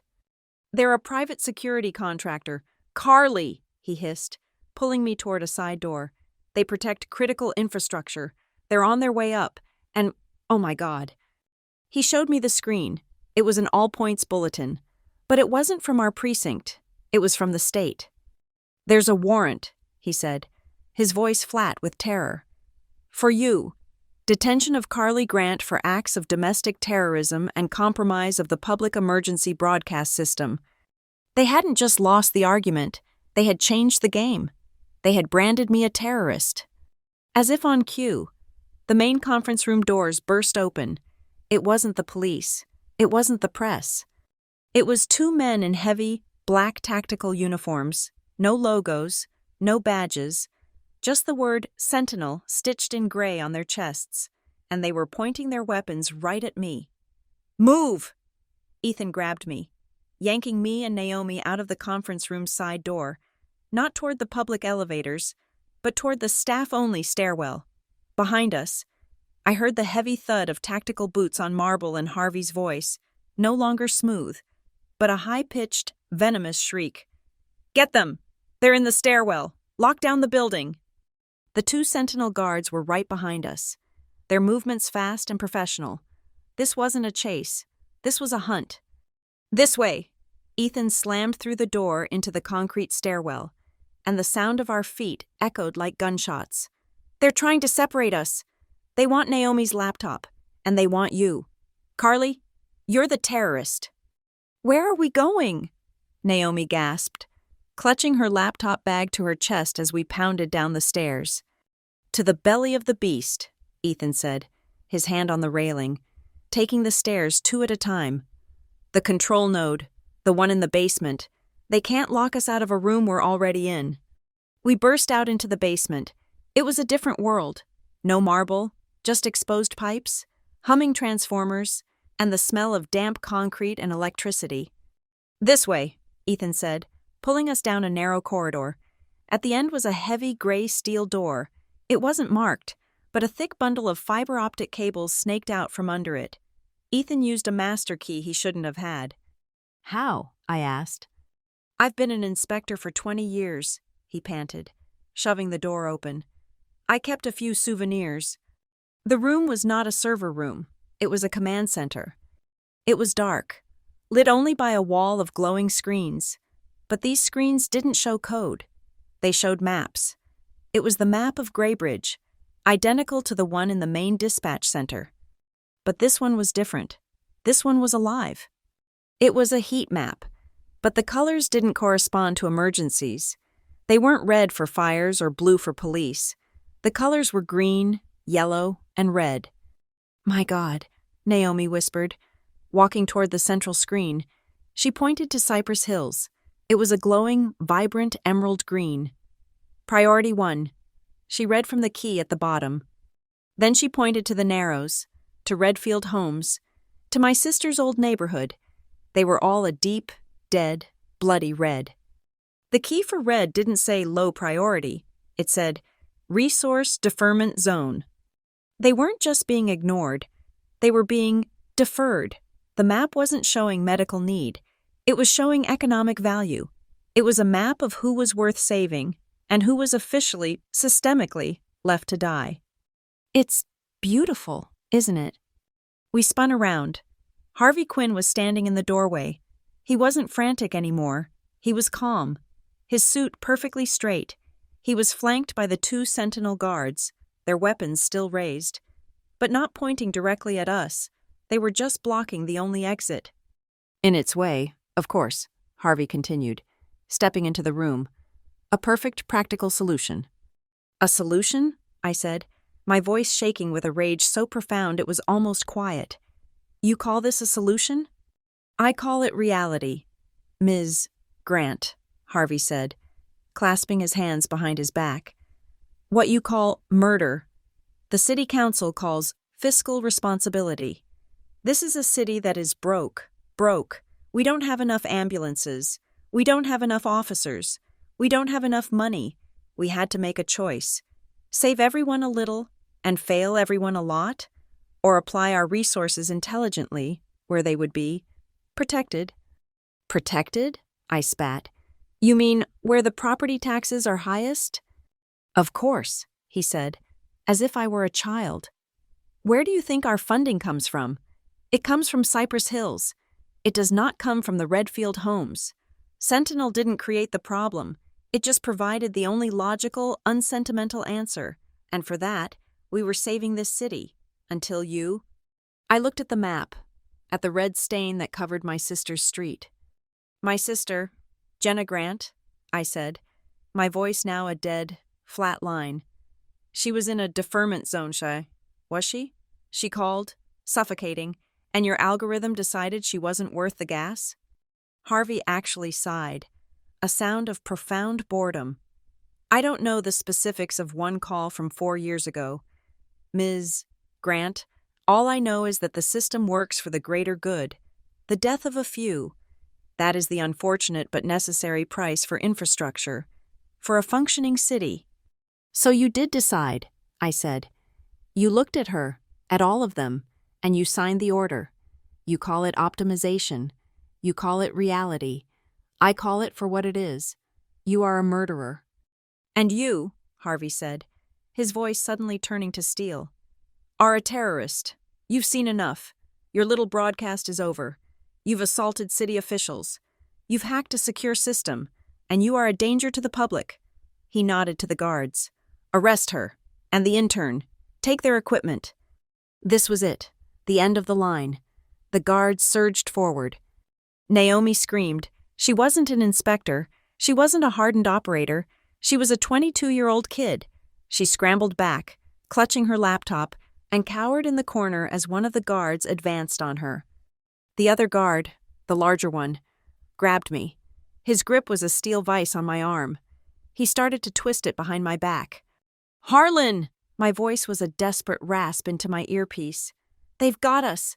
They're taking the equipment. Carly, get out of there. Harlan's voice was frantic, tinny. This isn't just about you anymore. They're counterattacking. They're not just shutting down your broadcast. They're initiating a system-wide disconnect. Sentinel is taking the entire Gray Bridge 911 system offline. They're citing your hack as a reason to sever the state and federal links. They're going to black out the whole city to stop the data from spreading.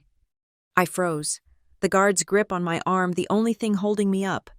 If they did that, if they took the whole system down, not just the priority layer, but the core, anyone who called 911 for the next hours would get a busy signal. The heart attacks, the fires, the pileups. Harvey! I screamed, pulling against the guard's grip. You can't! You'll kill hundreds of people! You did this! He shrieked, his composure finally breaking. He was terrified. You broke the system. I'm just cleaning up your mess. He was saving himself. He would let the whole city burn to cover his tracks. I looked at the main console, the one showing the map. It was just a keyboard, a standard, QWERTY keyboard. "Carly," Harlan was saying, "there's nothing I can do. They've locked me out. Wait. There is one thing, a failsafe. It's from the old build, a protocol I built in 1998. They probably forgot it even exists. It's an emergency crosslink. It's designed to mirror an entire system feed to every other node in the state in case of a terrorist attack." The guard was dragging me toward the door. Naomi was crying in the corner, her laptop still open. I had 1 second. "Naomi," I roared. "The failsafe. The old one. Harlan's crosslink. Find the code." Naomi's head snapped up. She understood. Her fingers, even while crying, blurred. I used my one free hand, my left, and with all my weight, I slammed my elbow back, into the guard's ribs. He grunted, his grip loosening for just a fraction of a second. It was all I needed. I lunged forward, dragging him with me, and my right hand shot out for the keyboard. I see it!" Naomi screamed from the corner. "The override code. It's JGH1998. My fingers hit the keys. GH1998. The screen in front of me changed. The map vanished. It was replaced by a simple, text-based prompt, the kind I hadn't seen in 20 years. Emergency Crosslink Protocol. Confirm activation. YNN. Warning. All regional 911 centers will receive this broadcast. The guard grabbed my hair, yanking my head back, his arm coming around my throat.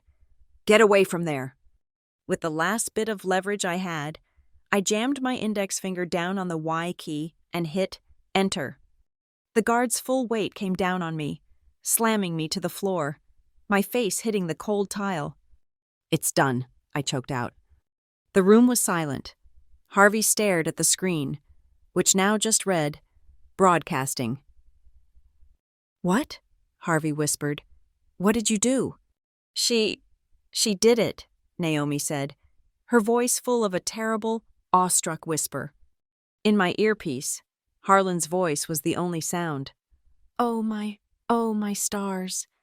"What? Harlan?" I gasped from the floor. "What's happening?" "You didn't just broadcast your data, Carly. You broadcast everything. You broadcast the Sentinel control node itself, every operator in this state, from the smallest county to the state police. They are all seeing the optimization map. They are all seeing the code. They are seeing the parallel logs. The data didn't just leak. The dam had broken." "Turn it off!" Harvey screamed at the Sentinel guards. "Turn it all off! Cut the power!" But it was too late. "We are getting calls," Harlan said, his voice breaking. "From other dispatch centers, the supervisor in Springfield, the state police barracks. They're recording their screens. They're calling the FBI. They're reporting a hostile third-party takeover of the state's 911 network by Sentinel." "You!" Harvey pointed at me, his face a mask of pure reptilian hatred. "You've paralyzed the system. People will die. This is on you." "Don't you worry, Harvey," Harlan's voice said, now so loud I realized he had patched himself into the room's open speaker system, the voice of God from the garage. "The core 911 call layer is perfectly fine. Ms. Grant's crosslink only grabbed the Sentinel parasite. The calls are all still going through. The only thing that's paralyzed is your cover-up." That's when Ethan moved. He hadn't been idle. He had been standing by the door, his phone out, recording everything. He now put it in his pocket, drew his service weapon, and pointed it, not at me, but at the 2 Sentinel guards. "Graybridge PD," he said, his voice a low, authoritative thunder. "You are private contractors. You are interfering with a federal investigation. Put your weapons on the floor, now." The guards looked at each other. They were paid to be tough, but they weren't paid to get in a shootout with a cop, on camera, in the basement of City Hall. Slowly, they put their weapons down. The guard who had been holding me down stepped back, his hands raised. I pushed myself up onto my elbows. I was bruised. I was battered. I was still a suspended employee. But I was no longer being hunted. I looked up, past my own shaking, dirty hands, at Harvey Quinn.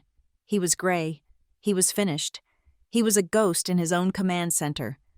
"You used this system to choose who lives," I said, my voice a raw whisper that filled the room. "I just used it to choose who answers for it. The game's over. Harvey." Harlan's crosslink was a digital flashbang. It didn't just send our data, it sent the entire cancerous Sentinel control system, live and screaming, onto the screens of every 911 operator in the state. They were no longer just our data. They were automatically mirrored, copied, and saved onto dozens of secure, independent, state and federal backup servers, systems that Sentinel had no clearance for, systems that Harvey Quinn couldn't reach with a phone call. The effect was instantaneous. It wasn't just a broadcast. It was a deluge of corroboration. The supervisor in Springfield, 200 miles away, was suddenly seeing the same priority waiting map that his own operators had been complaining about for months. The state police barracks, which had been tracking Sentinel's statistical anomalies for a year, suddenly had the source code. The crazy operator narrative died in a millisecond.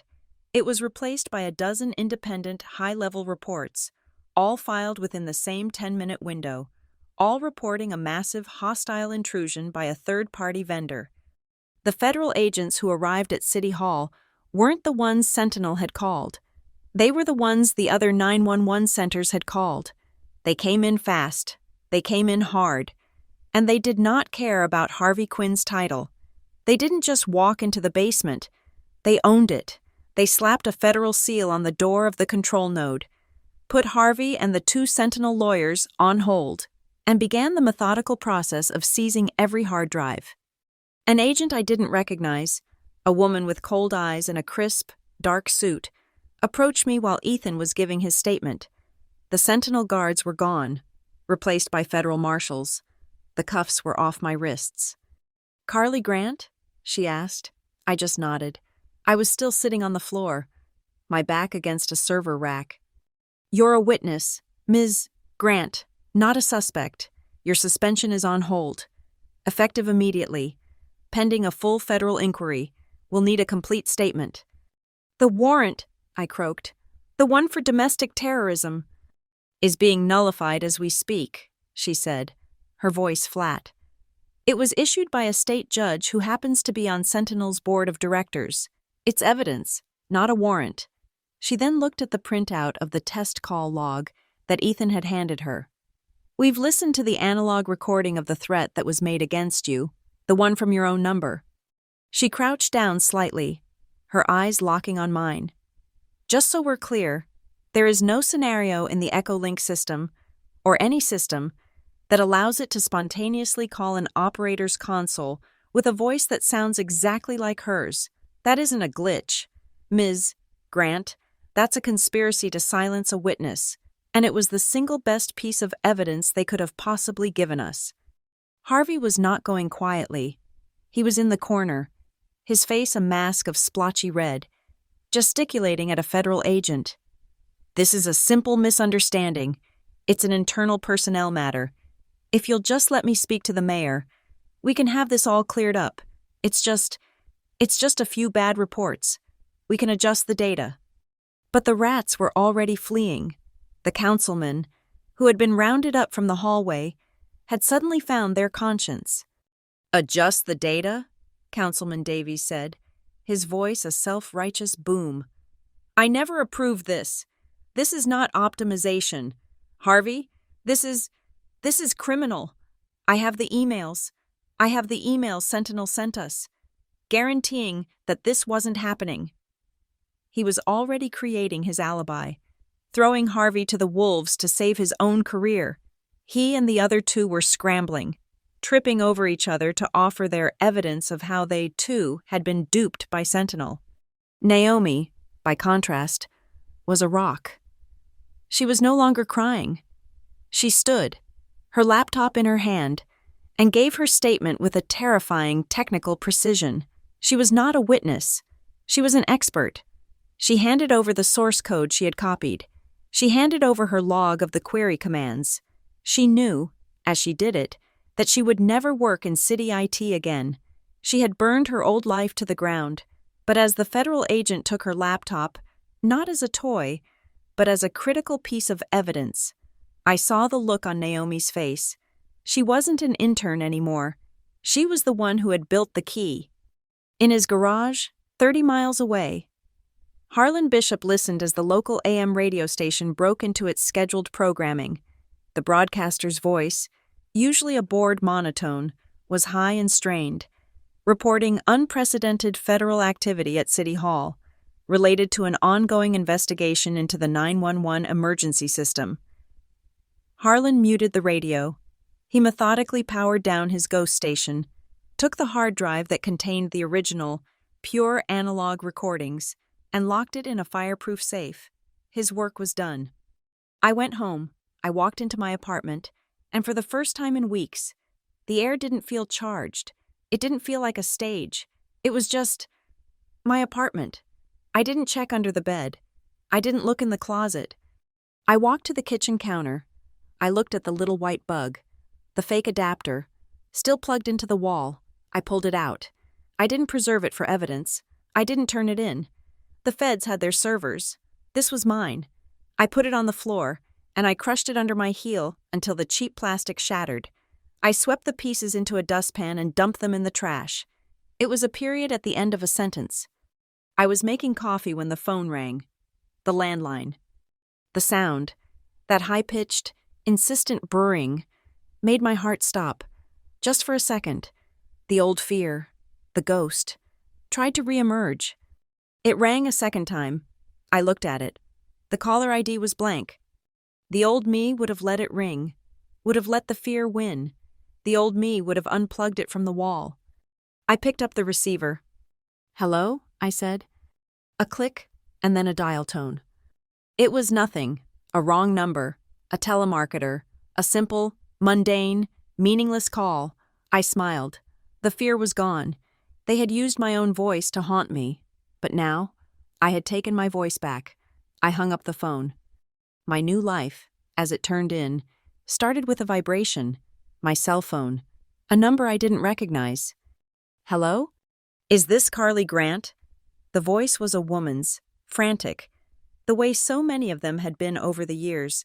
But this wasn't a 911 call. This was just a call. I got your number from a woman at the community center. She said you were the one who found out?" "Found out what?" I asked, looking out my window. "I live in the Narrows," the woman said, and her voice broke. "My neighbor, he died last week. An overdose. We called 3 times. They said self-resolved. They said he didn't want help. It wasn't true. And now they're telling us the system is under review. Is it true? Are they still leaving us in the red?" "The red?" I asked. "The resource deferment zone. That's what the paper called it this morning. Are we still in the red?" I sat down at my laptop. It was a new one. I'd been invited to join a new, independent oversight task force, a temporary committee of operators, technicians like Naomi, and civilian advocates, with one job: to audit the auditors, to watch the feds and the city as they fixed the system. I had access, real access. I could see the map, the one that was no longer green and red, but a uniform, neutral gray. "There are no more red zones," I said, my voice steady, calm, the voice I had always wanted to have. "I'm looking at the grid right now. What's your neighbor's address? I will personally make sure the investigation into his call is at the top of the list." I finished my coffee and walked out onto my small, concrete balcony. I looked across the city, toward the squat concrete building of the Graybridge Dispatch Center. It was just a building. It wasn't a monster. It was just a place full of people, a system. And systems aren't good or bad. They're just tools. And it mattered who was holding them. "My name is Carly Grant. I used to be a 911 operator. One night, I got a call from my own number, from a house where I lived alone. They thought that call would be the thing that silenced me. the thing that proved I was broken. But for an operator, every call is evidence. And in the end, that call, it didn't just save me, it saved all of us. My laptop chimed. A new email. It wasn't from Graybridge. It was from a national watchdog group. Ms. Grant, we've been following the situation in Graybridge. We were wondering if you would be willing to look at the 911 contracts for other cities. We're seeing similar optimization language from Sentinel Dynamics in... I opened the email. I read the list. The revenge in Graybridge was over, but the fight had just begun. Thank you so much for listening to this story. I'd love to know where in the world you're tuning in from. So please drop a comment below and share your thoughts. Don't forget to subscribe to Lila Revenge Stories, like this video, and give us some extra support by hitting that hype button so this story can reach even more people.